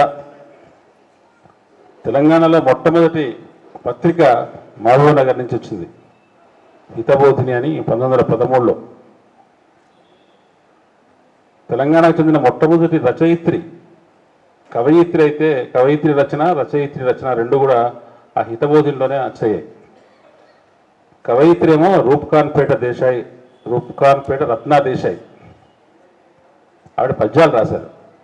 ఆవిడ ప్రస్తుతం ఇప్పుడున్న జిల్లాల ప్రకారం మహబూబ్నగర్ కిందికి రాదు, ఆవిడ రంగారెడ్డి జిల్లా కిందికి వస్తుంది. కానీ సుందరీబాయి అనే ఆవిడ మాత్రం మొదటి వచన రచయిత్రి. ఆవిడ మహబూబ్నగర్ స్థానికురాలు. అంటే దాదాపు 100 సంవత్సరాల పైన ఇక్కడ మహిళా వచన రచయిత్రి ఈ ప్రాంతం నుంచి వచ్చారు. వారు తెలంగాణలో మనకు తెలిసినంత వరకు మొదటి రచయిత. కాబట్టి రచయితల వేదిక మీద వాళ్ళని స్మరించుకోవడం ఉచితంగా ఉంటుందని నేను దాంతో మొదలు పెడుతున్నాను. అట్లాగే నేరము హింస అనే చాలా విశాలమైన, చాలా అస్పష్టమైన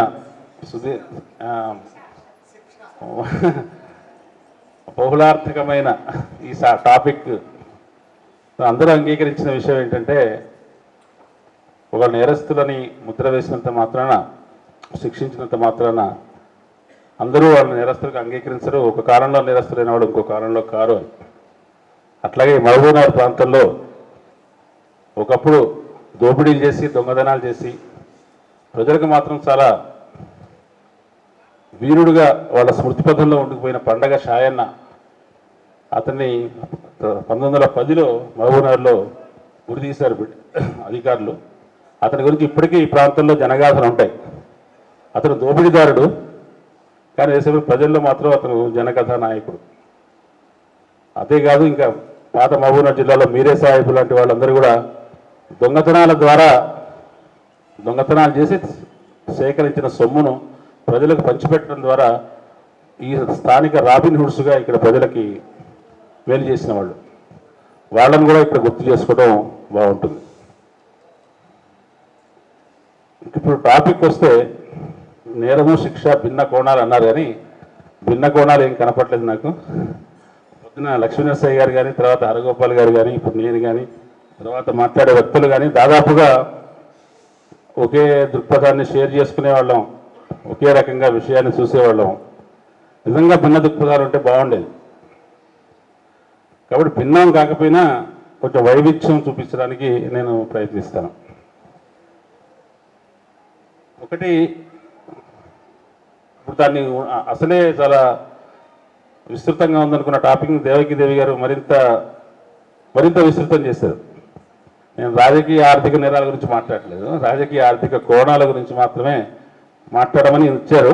కానీ మాట్లాడే దాంట్లో ఆ కోణాలు కూడా ఉండేటట్టుగా చూసుకుంటాను. ఎందుకంటే పొద్దున మాట్లాడిన వాళ్ళు కూడా ఆ కోణాల నుంచే మాట్లాడారు. దానికి తోడు సామాజిక కోణం కూడా ఉండింది. ఇప్పుడు నిన్న చాలామంది వెబ్సైట్స్ బాగా శ్రద్ధగా చూసేవాళ్ళు గమనించి ఉంటారు. బొంబాయిలో ఒక రాజస్థాన్కి చెందిన ఒక కవి బొంబాయికి వచ్చి ఆటో ఎక్కాడు. ఆటో ఎక్కి బొంబాయిలో అతను ఎవరినో కలవాలి, కాస్త సుదీర్ఘమైన ప్రయాణం. ఆ ప్రయాణంలో అతను సిఏఏ వ్యతిరేక ఆందోళన గురించి, బొంబాయిలో ఎట్లా ఆర్గనైజ్ చేస్తే బాగుంటుందో ఆ లోకల్గా ఉండే వ్యక్తులతో మాట్లాడుతూ ఉన్నాడు. చాలా సుదీర్ఘమైన సంభాషణ, ఒక అరగంట సేపు. ఆ ప్రయాణంలో ఆటో డ్రైవర్ ఆ మాట విని పోలీస్ స్టేషన్, చిన్నగా ఆటోని తీసుకెళ్ళి పోలీస్ స్టేషన్ ముందు ఆపాడు. ఆపి ఇతను బొంబాయిలో కూడా షహీన్ బాగ్ సృష్టించాలని ప్రయత్నిస్తున్నాడు, ఇతను అరెస్ట్ చేయండి అన్నాడు. ఆ పోలీస్కి ఏం చేయాలో అర్థం కాల. షహీన్ బాగ్ను సృష్టించడం నేరమో కాదో అతనికి ఇంకా పూర్తిగా అవగాహన లేదు.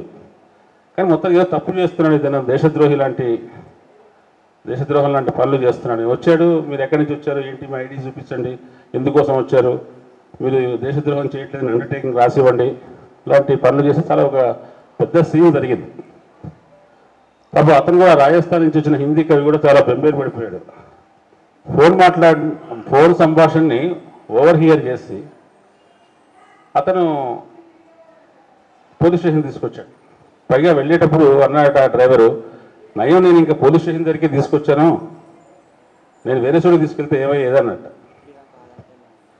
ఇది భారతదేశంలో ప్రస్తుతం ఉన్న పరిస్థితికి ఒక ఉదాహరణ. నేరాలు లేదా అరక్క చేసే నేరాలు ఇట్లా చెప్తారు. అంటే నేరం అనేది కేవలము ప్రభుత్వం అన్యాయంగా డీల్ చేస్తుంది నేరంతో, కొంతమందికి అన్యాయం చేస్తుంది, కొంతమంది ఫేవర్ చేస్తుంది, ఇట్లా కాకుండా నేరం అనేది సమిష్టి రూల్స్ని వైలేట్ చేయడం అనే అర్థంలో తీసుకున్నప్పుడు, సమిష్టి రూల్స్ని 10 మందికి సంబంధించిన నియమాలను ఒకడు వైలేట్ చేసినప్పుడు మిగతా 9 మందికి జరుగుతున్న అన్యాయం మాట ఏమిటి అనేది ఒక సమస్య వస్తుంది. ఇక్కడ హాజీపూర్లో శ్రీనివాసరెడ్డి చేసింది చాలామంది తల్లిదండ్రులను, చాలామంది ఆడపిల్లల్ని, చాలామందిని అభద్రతలోకి నెట్టింది, ఈ సమాజాన్ని ప్రశ్నార్థకం చేసింది. దిశ కేసు విషయంలో అక్కడ నలుగురు ఎవరైతే ఉన్నారో ఆ నలుగురు చేసిన చర్య అనేది సమాజంలో అభద్రతా భావాన్ని విపరీతంగా పెంచింది, నిరుపేదది కూడా పెంచినప్పుడు సమాజంలో మిగతా వారికి భద్రత కలిగించడం అనేది ఒక సమాజ నైతికతకు సంబంధించిన విషయం.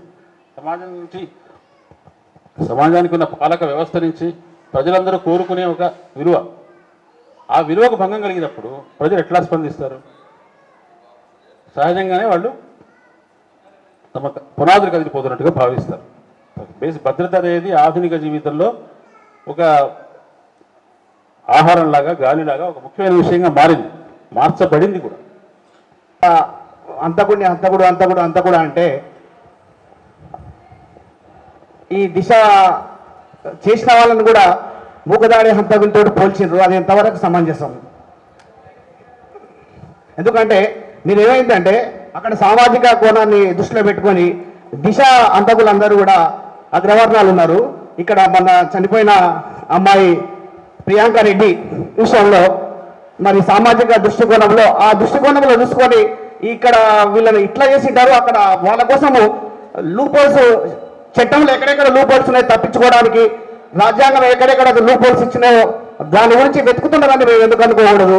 దాంట్లో శిక్షణ తప్పించడానికి ప్రయత్నం చేస్తుంది ఆ ప్రభుత్వం అని ఎందుకు అనుకోకూడదు చెప్పలేదు. ఉన్నారండి, అదంతా మిశ్రమమైన గ్రూప్ అది, నిర్భయ హంతకులు. నిజానికి ప్రభుత్వం అన్ని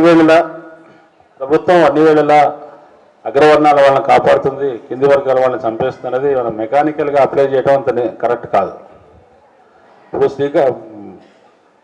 నక్సల్వారీ పోరాటం, శ్రీకాకుళం పోరాటం చూసినప్పుడు దాంట్లో ఎన్కౌంటర్లో చనిపోయిన వాళ్ళు చాలామంది అగ్రవర్ణాల వాళ్ళే.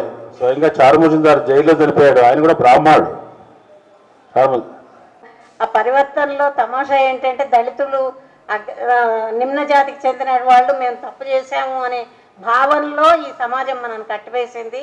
కాబట్టి అట్లా కాకుండా ఇంకా చైతన్యవంతమైనటువంటి ఆలోచనలతో ఈ వర్గం గురించి వీటినన్నిటిని ఆలోచింపజేసేటువంటి క్రమంలో అనేక రకమైనటువంటి సంస్థలు పనిచేస్తే బాగుంటాయని చెప్పి నేను అనుకుంటున్నాను. గర్భ సిద్ధాంతం చెప్పలేదండి నేను.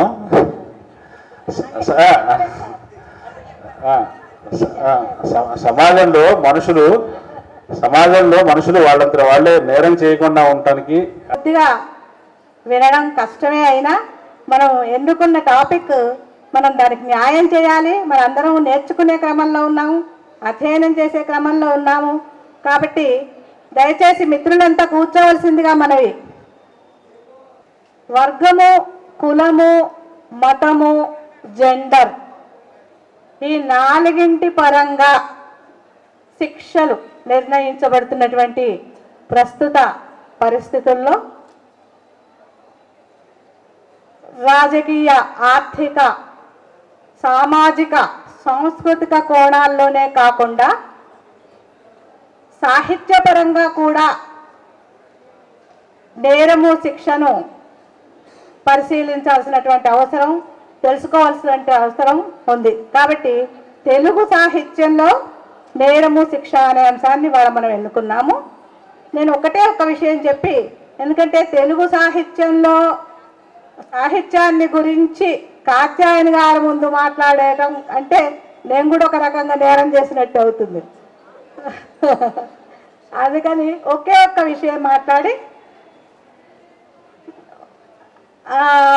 మనకు సీత, రామాయణంలో సీత, భారతంలో ద్రౌపది, అట్లాగే ఏకలవ్యుడు, వీళ్ళందరూ కూడా నేరం చెయ్యకుండా శిక్షలు అనుభవించిన వాళ్ళే. కాబట్టి నేరం, శిక్ష, నేరాలు చేసిన వాళ్ళకే శిక్షలు పడుతున్నాయా అనే అంశాన్ని మనం సాహిత్యపరంగా పరిశీలించాల్సినటువంటి అవసరం ఉందని ఇందాక అనుకున్నట్టు ఈ అంశం నేరము, శిక్ష, భిన్న కోణాలనేటువంటి అంశం ఎంచుకోవడంలో చాలా రోజుల నుంచి పడుతున్నటువంటి ఒక మదన ఉంది. మేమందరం పడుతున్నటువంటి మదన. ఆ మదన ఒక్క విషయానికి సంబంధించింది కాదు, కేవలం అది రాజకీయ నేరాలకో లేకపోతే స్త్రీల మీద జరిగే అత్యాచారాలకో వీటన్నింటికి సంబంధించింది కాదు. మొత్తం మీద ఈ రోజున మనిషిలోకి ప్రవేశిస్తున్నటువంటి ఒక తీర్పరితనం మీద మాకు వచ్చినటువంటి కొన్ని సందేహాలు దీనికి కారణం. అంటే ప్రతి వాళ్ళ మీద తీర్పరులమైపోతున్నాం. ఇంతకుముందు ఫెమినిజం ప్రారంభంలో మేమందరం స్త్రీవాదులుగా స్త్రీల సాహిత్యం గురించి ఆలోచిస్తున్నటువంటి సందర్భాలలో అనుకున్నదేంటి, ఈ మొత్తం వ్యవస్థ పితృస్వామిక కుటుంబ వ్యవస్థ స్త్రీల మీద పోలీసింగ్ చేస్తున్నది అనే దానిని అందరము, అది బాగా ప్రచారమైనటువంటిది. ఎందుకంటే ప్రతి నడక దగ్గర నుంచి మొదలు పెడితే నడక, మాట అన్నీ కూడా పోలీసింగ్కి గురవుతున్నాయి. మా సత్యవతి ఒక కథ రాస్తుంది. ఆ కథలో ఒక ఇంటి కోడలు అంటుందన్నమాట, తను పోతూ ఉంటే తనని ఎవరో వెన్నాడుతూ ఉన్నట్టుంటుంది, ఎవరో తనని రహస్యంగా శోధిస్తున్నట్టుంటుంది అని చెప్పి ఇంట్లో తిరుగుతూ ఉంటేనే, అంటే అది అత్త కావచ్చు, మామ కావచ్చు, భర్త కావచ్చు, ఒక అనుమానాస్పద స్థితిలో ప్రతి ఆడపిల్లల్ని ఉంచటం అనేటువంటి ఒక సిచ్యుయేషన్ని మనం కుటుంబం మొత్తంలో, సమాజంలో అధ్యయనం చేసాం, చూస్తూ ఉన్నాం, మన అనుభవంలో చూస్తూ ఉన్నాం. అయితే ఈ పోలీసింగ్ అనేటువంటిది ఎంత జీవితం మొత్తాన్ని పరుచుకునుంది, మన మొత్తం మానవ సంబంధాలను ఎట్లా ఆవరించుకుని పోయింది, మన కుల మత అసమానతలలో అది ఎట్లా వాటిని పెనిట్రేట్ చేయడంలో, మనుషుల మధ్య దూరాన్ని పెంచడంలో అది ఇంకా ఎంత పాత్ర వహిస్తున్నది అనేది రోజు రోజుకి మనకు అర్థమవుతున్నటువంటి విషయం. అంటే 93, 94 నాటికి స్త్రీవాదం తోటి మొదలెడితే మన ప్రస్థానం ఈ 30 ఏళ్ళు దాదాపు ఈ 30 ఏళ్ల గమనంలో చూస్తే అర్థమైంది ఏంటంటే ఇది ఇక్కడ ఉన్న సమస్య మాత్రమే కాదు, ఇది మొత్తం ఒక విశ్వవ్యాపితమైన అంశం. ఎందుకంటే మేము కలెక్టర్ గారిని మాకు అప్పచెప్తామని వాళ్ళు ఉదయము రమ్మన్నారు. మా మేడం కూడా ఉన్నారు, కానీ ఈమె అక్కడే ఉండిపోయింది రాయ్పూర్లో. మేము వెళ్ళిన తర్వాత అతను బయటికి రాలే కలెక్టర్. మేము దాదాపు 7-8 గంటలు వెయిట్ చేయవలసి వచ్చింది. అక్కడ మేము చూస్తుంటే పెద్ద దీంట్లో వంటలు చేస్తున్నారు, చాలా పెద్ద స్థాయిలో వంటలు జరుగుతున్నాయి. లోపల ఏం జరుగుతుందో తెలియదు. మేము మాత్రం బయట కూర్చున్నాము. ఆ పార్టీకి సంబంధించిన ఒక చర్చ జరుగుతోంది. నాతో పాటు వచ్చిన బిడి శర్మ గారు నిద్రపోయారు. బయటనేమో 20-25 ఛానల్స్ వెయిట్ చేస్తున్నారు ఉదయం నుంచి. వాళ్ళ విసుగు, వాళ్ళ గొడవ, వాళ్ళ ఆగ్రహాలు మాకేమో అర్థం కావట్లేదు. ఎందుకు ఇతన్ని హ్యాండ్ ఓవర్ చేయడం లేదు కలెక్టర్ని. అప్పుడు ఈ ట్రయల్ జరిగింది. ఆమె చెప్పిన ట్రయల్ జరిగి దాంట్లో వాళ్ళు 2 అంశాలు రైజ్ చేశారు. బయట ఉండే కోర్టులకి మన కోర్టుకి తేడా ఒకటి, ప్రజల భాగస్వామ్యం ఉంటుంది, ప్రజల అభిప్రాయం ఉంటుంది. ప్రజల అభిప్రాయంతో పాటు చర్చ ఉంటుంది. కనుక అక్కడ ప్రజలు అతన్ని చంపాలి అని అన్నప్పుడు మన న్యాయ వ్యవస్థ బయట ఉన్న న్యాయ వ్యవస్థ కంటే భిన్నమైంది, ఇది ఉన్నతమైంది. కాబట్టి అతను చేసిన నేరము డైరెక్ట్ నేరం కాదు. కాబట్టి ఆమె చెప్పినట్లుగానే కలెక్టర్ దళితుడు, అతను చాలా సాహసం చేసి మన ప్రాంతానికి వచ్చాడు. నిజంగా గిల్టీ ఉండి చాలా ఎన్కౌంటర్లు చేయించిన వాడైతే, కానీ ఆ కలెక్టర్ మీద ఒకే ఒక ఆరోపణ ఏమిటంటే ఆ ఎన్కౌంటర్లు చేసిన పోలీస్ ఆఫీసర్కి ఒక పాజిటివ్ సర్టిఫికెట్ ఇచ్చాడు. కనుక ఆ సర్టిఫికెట్ ఇచ్చాడు అనేది ఒకటి ఆయన మీద పెద్ద ఆరోపణ ఉంది. కానీ ఈ ఉన్న వ్యవస్థలో బయట నుంచే ప్రెషర్ వచ్చింది కాబట్టి ఇచ్చాడని చెప్పి ప్రజలను ఎడ్యుకేట్ చేస్తూ, అంటే న్యాయ వ్యవస్థ ఎలా అభివృద్ధి చెందాలంటే ప్రజలు కూడా ఎడ్యుకేట్ అవుతూ న్యాయంలో భాగం పంచుకుంటూ న్యాయాన్యాయాల విచక్షణ వాళ్ళ చైతన్యం పెరిగి అంతిమంగా వచ్చేటువంటి సమాజం ఏదైతుందో దాంట్లో చైతన్యపూరితమైన న్యాయం అంటే సంపూర్ణమైన చైతన్యం ఉన్నటువంటి సమాజంలో అప్పుడు న్యాయ వ్యవస్థ ఉండాలి అనేటువంటి ఒక ఆర్గ్యుమెంట్ దాంట్లో ఉంది. కథా విమర్శ కార్యశాల వ్యాసాల పుస్తకం చిగురు కొమ్మ పుస్తకావిష్కరణ. పొద్దున్న నుంచి హాట్ టాపిక్స్తో బాగా విసిగిపోయి ఉంటారు. ఇప్పుడు పుస్తకావిష్కరణ అనే కార్యక్రమంలోకి వస్తున్నాము. అందులోనూ ముఖ్యంగా కథలకు సంబంధించిన పుస్తకాన్ని మొదటిసారిగా ఆవిష్కరిస్తున్నారు.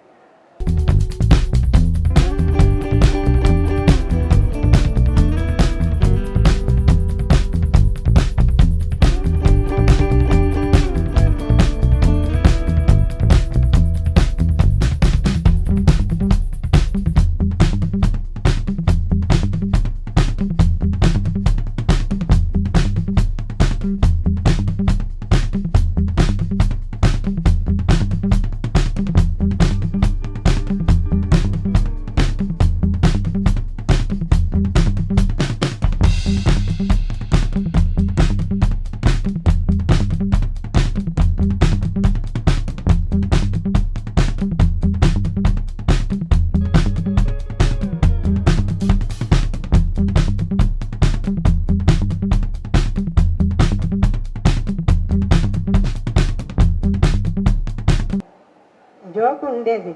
ముగ్గురు తెలుగు వాళ్ళలో ప్రతి ముగ్గురులో 2 కవులు, 1 కథకుడు ఉంటారని. ఈ మధ్య సహస్రాధిక శతాధిక కవి సమ్మేళనాలు జరగడం, వారానికి 2 కవితా సంపుట్లు వెలువడటం, నెలకి 3 కథల సంపుట్లు వెలువడడం, ఇవన్నీ చూస్తుంటే అది నిజమే అనిపిస్తుంది. అయితే ఇంత విస్తృతంగా కథలు కవితలు వస్తున్నాయి, అది చాలా సంతోషకరమైన విషయం. అయితే తెలుగు మాయమైపోతుందన్న దశలో అందరూ అలాగే అంటున్నారు కదా, తెలుగు మాయమైపోతుందని. అలాంటి పరిస్థితుల్లో కూడా ఇంత సాహిత్యం ఉత్పత్తి అవుతుంది మనకి. కానీ ఇంత సాహిత్యాన్ని విశ్లేషించే విమర్శకులు ఉన్నారా అని మనం ప్రశ్న వేసుకోవాలి. కవులు రచయితలతో సమానంగా విమర్శకులు పెరగడం లేదు. అందులోని మహిళా విమర్శకులు మరీ తక్కువ. మహిళా విమర్శకులు ఎవరు అని ఒకసారి ప్రశ్న వేసుకుంటే మనకి ఇద్దరే కనిపిస్తారు. అందులో ఒకరు కాత్యాయని విద్మయ్య గారు. ఈ చిగురు కొమ్మ కథా విమర్శ కార్యశాల వ్యాసాలు ఈరోజే ఉదయం ఈ పుస్తకం తీసుకున్నా. నిన్న మేడం పీడిఎఫ్ పెట్టింది, కానీ పనుల వల్ల చదవలేకపోయినా ఈరోజు ఉదయం తీసుకొని ఈ సభలు వింటూనే అప్పుడప్పుడు ఇట్లా తిరిగేసిన. దీనిలో మే 2019 మేలో హన్మకొండలో కాకతీయ ప్రభుత్వ డిగ్రీ కళాశాల సహకారంతో ఈ కథా విమర్శ కార్యశాలను నిర్వహించడం జరిగింది. ప్రరవేలో విమర్శకులను తయారు చేయాలనే ఉద్దేశంతో ఈ కథా విమర్శ కార్యశాలను నిర్వహించారు. 2019 మేలో జరిగితే ఈ 2020 ఫిబ్రవరి ఈ సభలకు ఆ యొక్క కార్యశాలలో వాళ్ళు రాసుకొచ్చి చదివిన వ్యాసాలు ఇలా పుస్తక రూపంలో చిగురు కొమ్మగా మన ముందుకు వచ్చినాయి. దీంట్లో వీళ్ళు విమర్శకులుగా తయారు చేయాలనుకున్నారు కాబట్టి దానికి వనరుగా 3 కథలను ఎంపిక చేసుకున్నారు. ఒకటి జైలు కథల్లో పుట్లలపల్లి రామారావు గారు రాసిన జైలు కథల విముక్తి అనే ఒక కథను ఎన్నుకున్నారు. 2 పాకాల యశోదరెడ్డి గారు రాసిన ఎచ్చమ్మ కథల్లో ఎదుర్కోలు అనే ఇంకో కథ తీసుకున్నారు. 3వది కొలకలూరి ఇనాక్ గారు రాసిన ఊరబాయి కథ. ఈ నిర్వహించడము అప్పుడు నేరము శిక్ష అనేటువంటి అంశం మా దృష్టిలోకి రాలేదు. ఈ సదస్సు నిర్వహణ చెయ్యాలి, నేరము శిక్ష భిన్న కోణాలు అనేది నవంబర్లో అనుకున్నాము. కానీ అనుకోకుండా కథా విమర్శలో 2 కథలు కూడా నేరము శిక్షకు సంబంధించినవి ఉన్నాయి. రామారావు గారి కథలో అసలు నేరస్తుడు అని చెప్పబడినటువంటి వాడు యజమాని శ్రమ దోపిడీ, ఆయన మనశ్శాంతిని దోపిడీ చేసిన కారణంగా నేరం చెయ్యాల్సి వచ్చి చివరికి చావే విముక్తిగా లభించింది. ఇక ఊరబావి కథలోనేమో వాళ్ళు కేవలం ఒక వర్గ దృక్పథంతో వర్గంలో జన్మించిన కారణంగా నీళ్లకు అలమటించినటువంటి ఆ శిక్ష ఏదైతే ఉన్నదో చైతన్యవంతమైన మహిళ తను పరిష్కారం చేసుకున్నటువంటిది ఊరబావిలో ఉన్నది. సరే, అట్లా అనుకోకుండా నేరము శిక్షకు సంబంధించిన కథలు ఈ కథా విమర్శ కార్యశాలలో వచ్చినవి.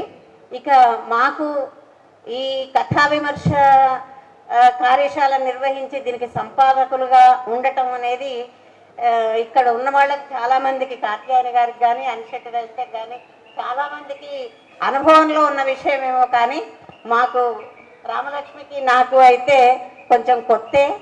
ఈ అవకాశం సంక్షిప్తంగా పుస్తక పరిచయం చేశారు. పుస్తక పరిచయం శిలా సుబ్రహ్మణ్యదేవి గారికి కృతజ్ఞతలు. పుస్తక పరిచయం చేసిన పరిమల్ గారికి ధన్యవాదాలు. ఈ పుస్తక సంపాదకులు తిరునాగరి దేవకీదేవి గారు, కొమ్మర్రాజు రామలక్ష్మి గారికి ధన్యవాదాలు. మానస ఎల్లూరి గారికి ధన్యవాదాలు. కాత్యాయని విద్మహి మేడం గారికి ధన్యవాదాలు. సభ ఒక వంతు మాత్రమే మిగిలింది. నేరస్తులం కొద్దిమందే ఉన్నాం కనుక మీకు తొందరగానే శిక్ష కాలం ముగుస్తుందని మేము అనుకుంటున్నాం. పొద్దున్నే మేము కారులో వస్తున్నప్పుడు చాలా జోకులు వేసుకుంటూ వచ్చాం. మన సబ్జెక్ట్ ఏమో నేరము శిక్ష. 8 వరకు ఎందులో వస్తామో తెలియదు, ఏ వెహికల్లో. ఎదురుగుండా జైలు కూడా ఉంది, కానీ ఇట్లా మాట్లాడుకుంటూ వచ్చాం. అయితే ఒక చిన్న హామీ ఏమిటంటే, ప్రజాస్వామిక రచయితల వేదిక మీద మేము కనీసం చివరి సెషన్లో ఉన్న వాళ్ళమైనా నిర్బంధంగా అయినా మేము ప్రజాస్వామికంగా ఉండదలుచుకున్నాం. సమయం విషయంలో అంటే ఉండక తప్పని పరిస్థితుల్లో కూడా మేము ఉండదలుచుకున్నాం. సో ఇది మా వైపు నుంచి. దాదాపు మేము కూడా బాగా అలసిపోయాం. మేము కూడా అలసిపోవడం మీకు లాభం, తక్కువ మాట్లాడతాం కాబట్టి.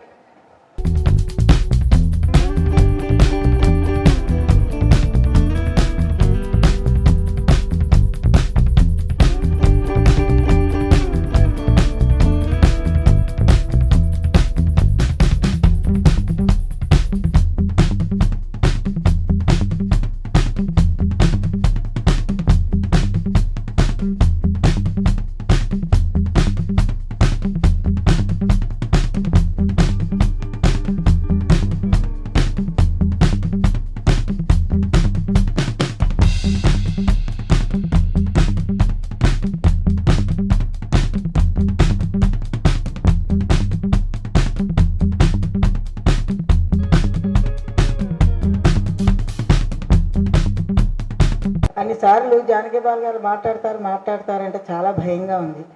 అయినా కానీ ఎంత భయంగా తప్పదు కదా.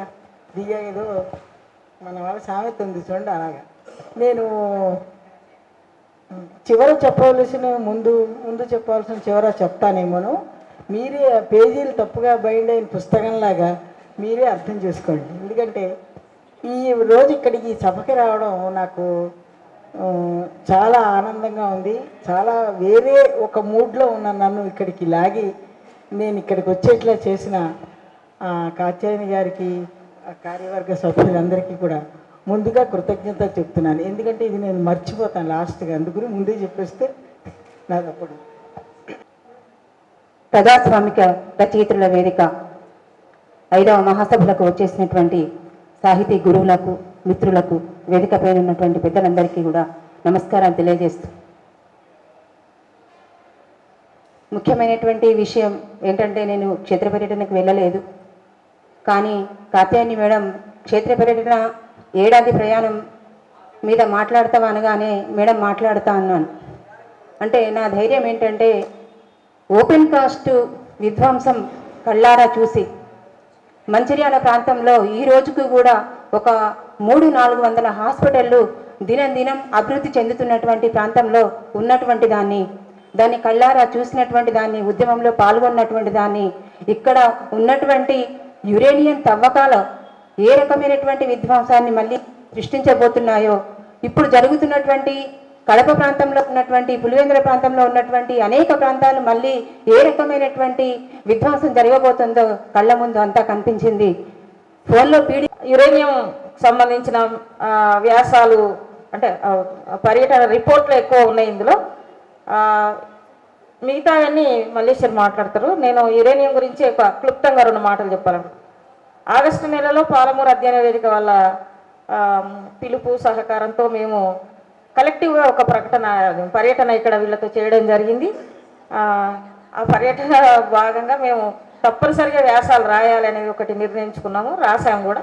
దాని తర్వాత ఒక నెలన్నర కాలంలో నల్గొండ లంబాపూర్ ప్రాంతానికి కూడా మళ్ళీ పాలమూరు అధ్యయన వేదిక వాళ్ళు ఇంకా కొన్ని ప్రజా సంఘాలు కలిసి అక్కడికి కూడా ఈ పర్యటనకు వెళ్ళడం జరిగింది.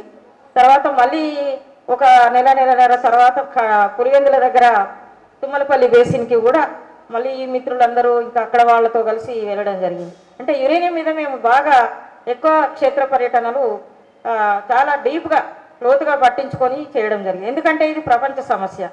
ఇది కేవలం ఒక తెలంగాణకో, ఆంధ్రకో, 3 జిల్లాలకు సంబంధించిన సమస్య కాదు. ఇది మొత్తం దేశానికి సంబంధించిన సమస్య, ప్రపంచానికి సంబంధించిన సమస్య.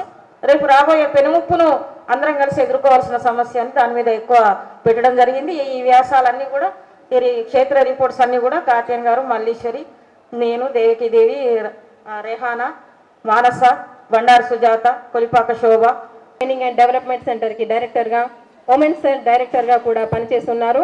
గత 30 సంవత్సరాలుగా దళిత శ్రీవాద భావజాల దృక్పథంతో రచనలు చేస్తున్నారు. అనేక సంస్థలతో కలిసి పనిచేస్తున్నారు కూడా.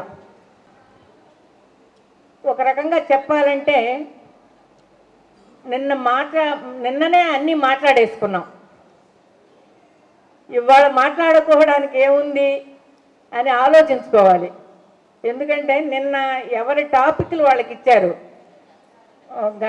లక్ష్మీనరసయ్య గారి టాపిక్ లక్ష్మీనరసయ్య గారికి, శ్రీనివాస్ గారి టాపిక్ అట్లా విడివిడిగా ఇక్కడ విభజన చేయడానికైతే వీలయ్యి చేశారు. కానీ మాట్లాడేటప్పుడు అన్ని టాపిక్ల్లో అన్నీ కలిసిపోయినాయి. రాజకీయ ఆర్థిక విశ్లేషణ దానిలో సామాజిక సాంస్కృతిక విశ్లేషణ కూడా కలిసిపోయింది. అది లేకుండా చెప్పడం కూడా సాధ్యం కాలేదు. కనుక ఒక రకంగా నేరము, శిక్ష భిన్న కోణాల్లో ఉన్నటువంటి దాదాపు అన్ని కోణాలను కూడా మాట్లాడుకున్నట్టే అనిపించింది నాకే విషయం అట్లా. అయితే దీనిలో ఒక సౌలభ్యం ఏముంది అంటే సునీత గారికి ఒక సౌలభ్యం ఉంది. ఇది నిన్న సునీత గారు రాలేదు కనుక నిన్న ఏం మాట్లాడారు, ప్రేక్షకులు ఏం విన్నారు అనే దాంతో ఆమెకు సంబంధం లేదు. కనుక సునీత గారు చాలా ఫ్రెష్గా మాట్లాడవచ్చు.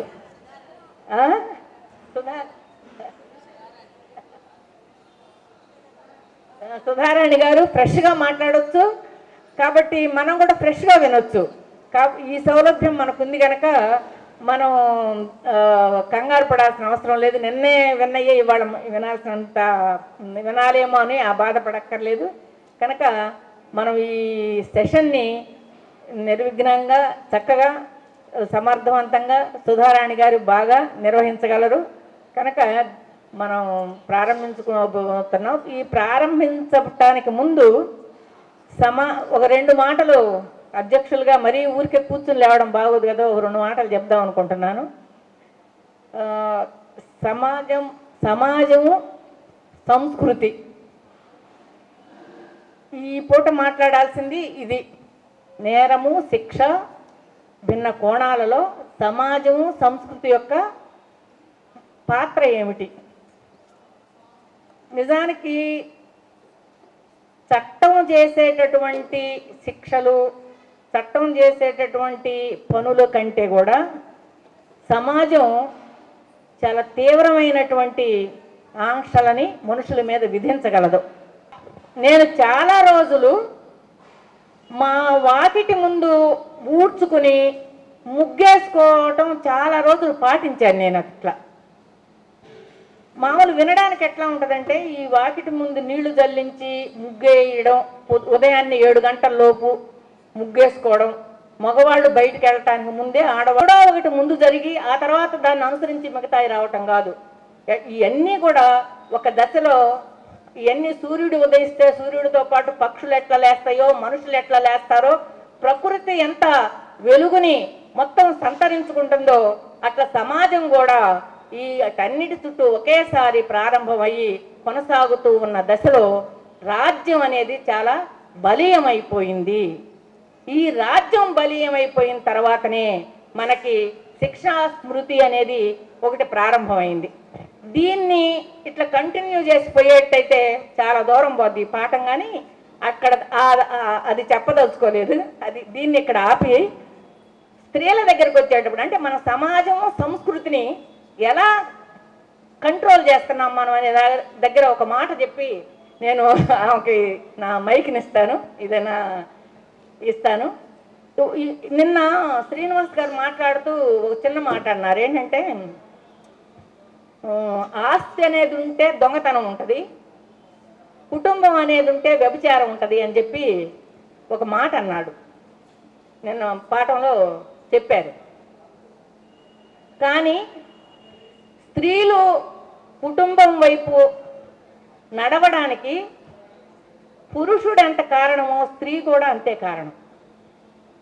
ఎట్లానంటే, ఆదిమ సమాజంలో ఎవరికి ఎవరు భర్తలో ఎవరికి ఎవరు భార్యలో తెలియని ఒక అజ్ఞానపు దశ ఒకటి ఉంది. అక్కడ నుండి కొడుకులు తండ్రులు లేదా కొడుకులు చెల్లెళ్ళు, కొడుకులు కూతుళ్ళు, ఇలాంటి లైంగిక సంబంధాల దశ అదంతా పోయి గుంపు పెళ్ళిళ్ళు, అంటే ఈ గుంపులో ఆడవాళ్ళందరూ ఆ గుంపులో భార్యలు అవుతారు, ఆ గుంపులో మగవాళ్ళందరికీ ఈ గుంపులో వాళ్ళు భార్యలు అవుతారు. ఈ రకంగా గుంపు పెళ్ళిళ్ళ దశ నుంచి కూడా ముందుకు సాగిన తర్వాత కూడా ఈ నిజానికి ఇది ఎంగెల్స్ ఈ మాట అంటాడు. ఏమంటాడంటే, చరిత్రలో మొట్టమొదటి పరాజయం స్త్రీలు ఇక్కడే ప్రారంభమైంది. జంట వివాహ పద్ధతి వచ్చేటప్పటికి మొట్టమొదటి పరాజయం స్త్రీలకు ఎక్కడ జరిగిందంటే, జంట దంపతి వివాహం దగ్గరికి ఈ స్త్రీ పురుషుల సంబంధాలు కొనసాగడం అని కాచేయండి. మిగతా ఫ్రెండ్స్ అందరికీ గుడ్ ఆఫ్టర్నూన్ అనాలా, గుడ్ మార్నింగ్ అనాలా తెలీదు, 12 దాటే ఉంటుంది. Good morning to you all. మహబూబ్ నగర్కి చాలా ఏళ్ళ తర్వాత వచ్చాను, నిన్ననే షేర్ చేసుకున్నాను. ఆఫ్టర్ ఏ లాంగ్ టైం రావడం సంతోషంగా ఉంది.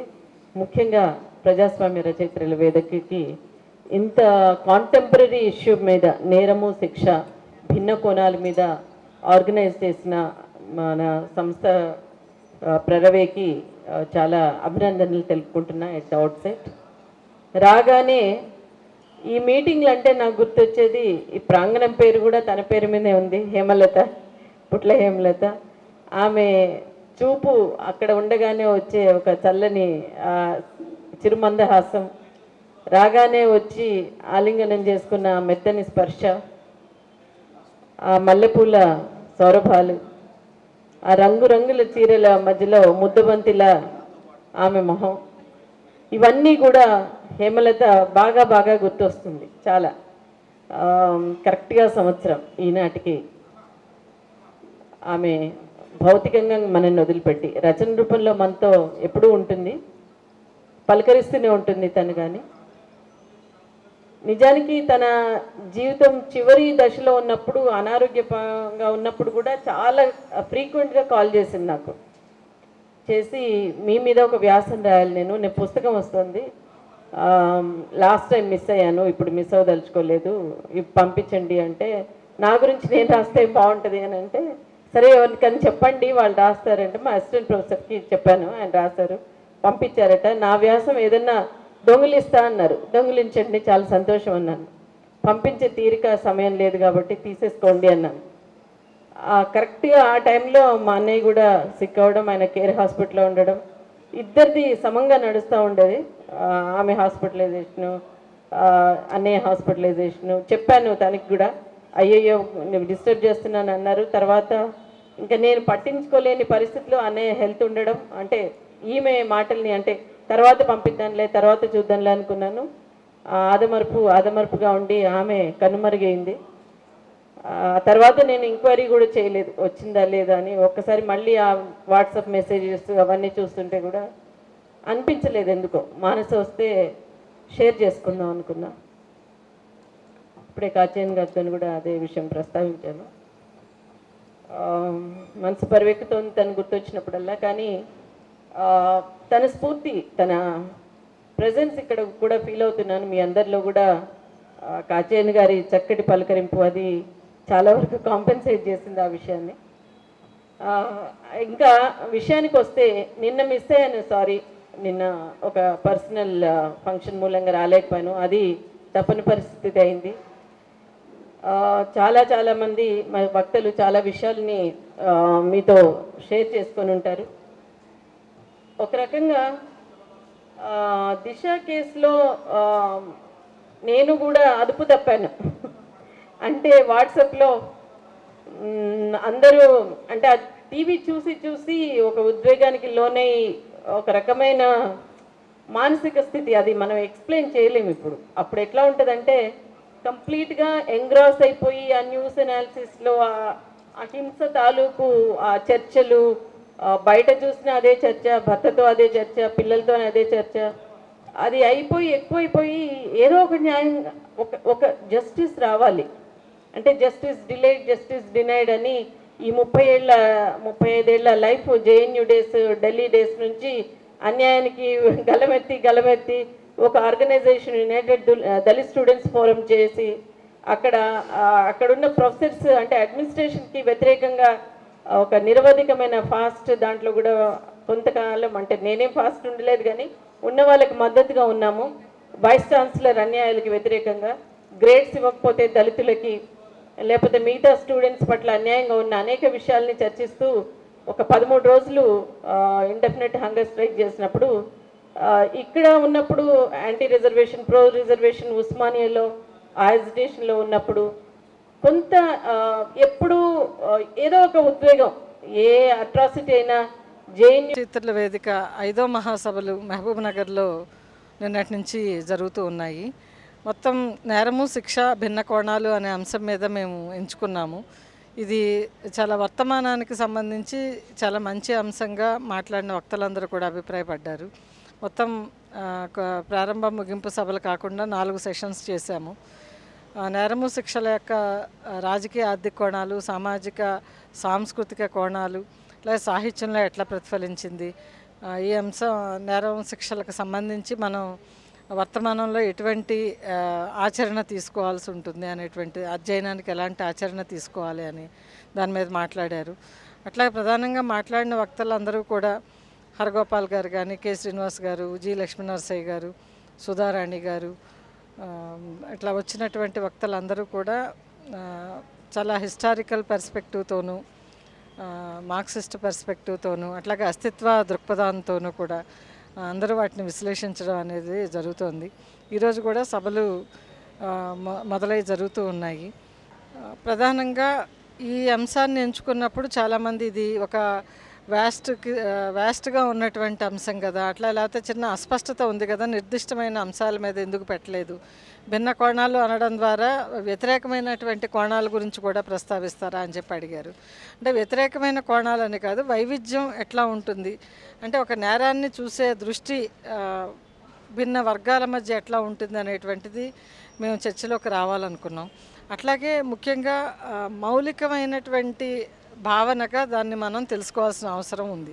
అంటే నేరం అనేటువంటి దాని యొక్క అర్థం నిన్న కె శ్రీనివాస్ గారు మాట్లాడుతూ చెప్పారు, నేరమి అనేటువంటి దానిలోంచి నేరము అనేది వచ్చింది, అది అచ్చమైన తెలుగు పదము అని చెప్పి, అంటే తెలియకపోవడం అనేటువంటి అర్థంలో. అట్లాగే ఏరు కూడా 3 నేరాలు కాస్తుంది అని చెప్పి ఒక సామెత ఉంది మనకి. అంటే నీటిలో 3 సార్లు మునిగితే పాపాలు పరిహారం అవుతాయి అని చెప్పేటువంటిది, అంటే నేరం పోతుంది అని చెప్పేది. అంటే ఒక ప్రాచీన కాలంలో అంటే ఒక మధ్యయుగాల నాటి దశలో కూడా చాలా అనాగరికమైనటువంటి శిక్షలు ఉండే కాలంలో కూడా చిన్న వెసులుబాటు ఏంటంటే చేసిన తప్పులు పరిహారం అవ్వడానికి నది మనకి అవకాశం ఇస్తుంది, ఏరు అవకాశం ఇస్తుంది 3 సార్లు మునిగితే అనేటువంటి కాన్సెప్ట్.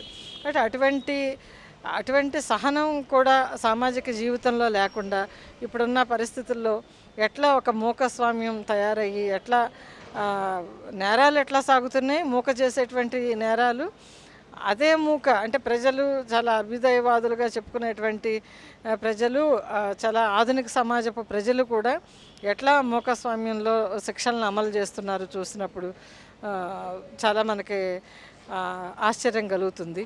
అట్లాగే ఈ చర్చలో ప్రధానంగా వచ్చినటువంటి ఒక అంశం ప్రత్యామ్నాయ శిక్షా స్మృతులు, అంటే ప్రజాకోర్టులు లాంటి వాటిల్లో కానీ ప్రత్యామ్నాయ శిక్షా స్మృతులు అనేటువంటివి ఎట్లా ఉండాలి, వాటిని మనం రెగ్యులరైజ్ చేయగలమా అనేటువంటిది. అంటే రచ్చబండలు పూర్వకాలంలో అట్లా ఉండేవి, అంటే ఒక మానవీయమైన లేదా ఆధునికమైనటువంటి శిక్షా విధానాల్లో కేవలం చట్టబద్ధమైనవి రాజ్యబద్ధమైనవి మాత్రమే కాకుండా, రాజ్యం విధించేవి కాకుండా ప్రజలు విధించుకునేటువంటి శిక్షా స్మృతుల్ని ఏమైనా ప్రత్యామ్నాయంగా ఎట్లా చూడాలి దాన్ని అనే దాని మీద కూడా, ఆ సంక్లిష్ట అంశాల మీద కూడా చాలా మంచి చర్చ అయితే జరిగింది. కేఎన్ మల్లీశ్వరి, ప్రజాస్వామిక రచయిత్రుల వేదిక జాతీయ కార్యదర్శి. కాత్యాయని విద్మహే, ప్రజాస్వామిక రచయిత్రుల వేదిక.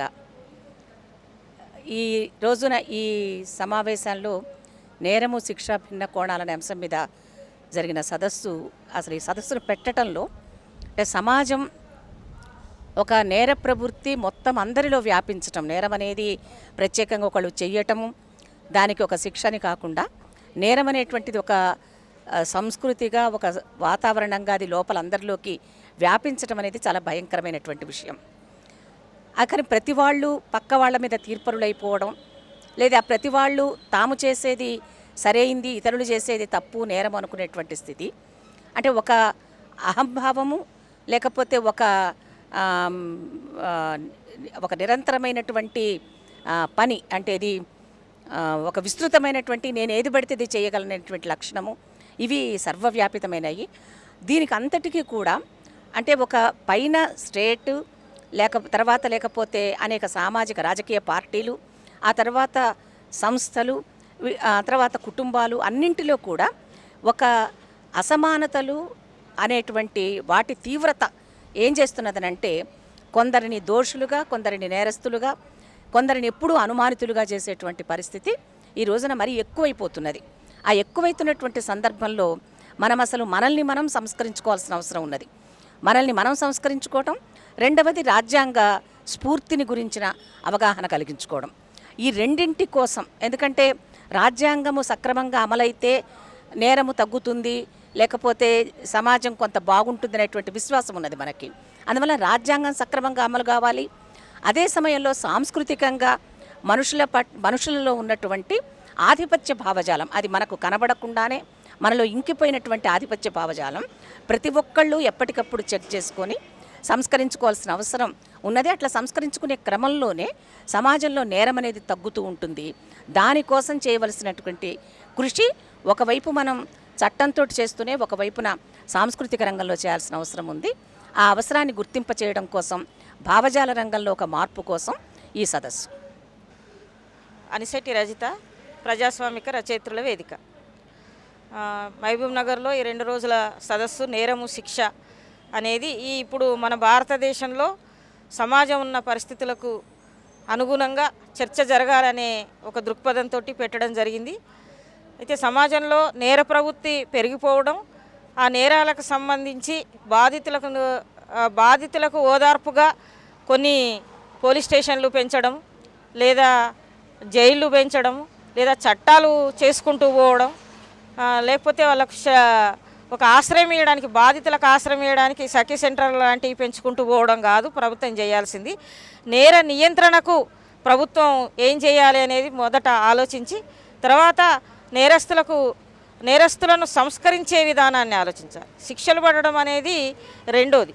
సంస్కరణనే శిక్షగా భావించి నేరస్తులకు సంస్కరణ జరగాలి, నేర ప్రవృత్తి తొలగిపోవాలనేది ఒక ఆలోచన కలగాలనే ఒక కొత్త ఆలోచనలతోటి మేము ఇవాళ, అంటే అందరూ ఆలోచించినట్టుగా కఠిన శిక్షలు పడాలి, ఉరి శిక్షలు పడాలి, తర్వాత ప్రతీకారాలు జరగాలి, మూకదాడులు జరగాలి, ప్రజలు ఎట్లా కోరితే అట్లనే చేయాలి, వెంటనే తక్షణ న్యాయం అనేది ప్రజలు ఎట్లా కోరితే అట్లా జరగాలనే ఒక దృక్పథం కాకుండా, మొత్తంగా సమాజంలో అనేక రంగాల్లో పెరిగిపోయిన నేర ప్రవృత్తిని సంస్కరించడం కోసం, నిర్మూలించడం కోసం ప్రభుత్వం ఒక విశాల ప్రాతిపదికన ఒక విధానం తీసుకురావాలి.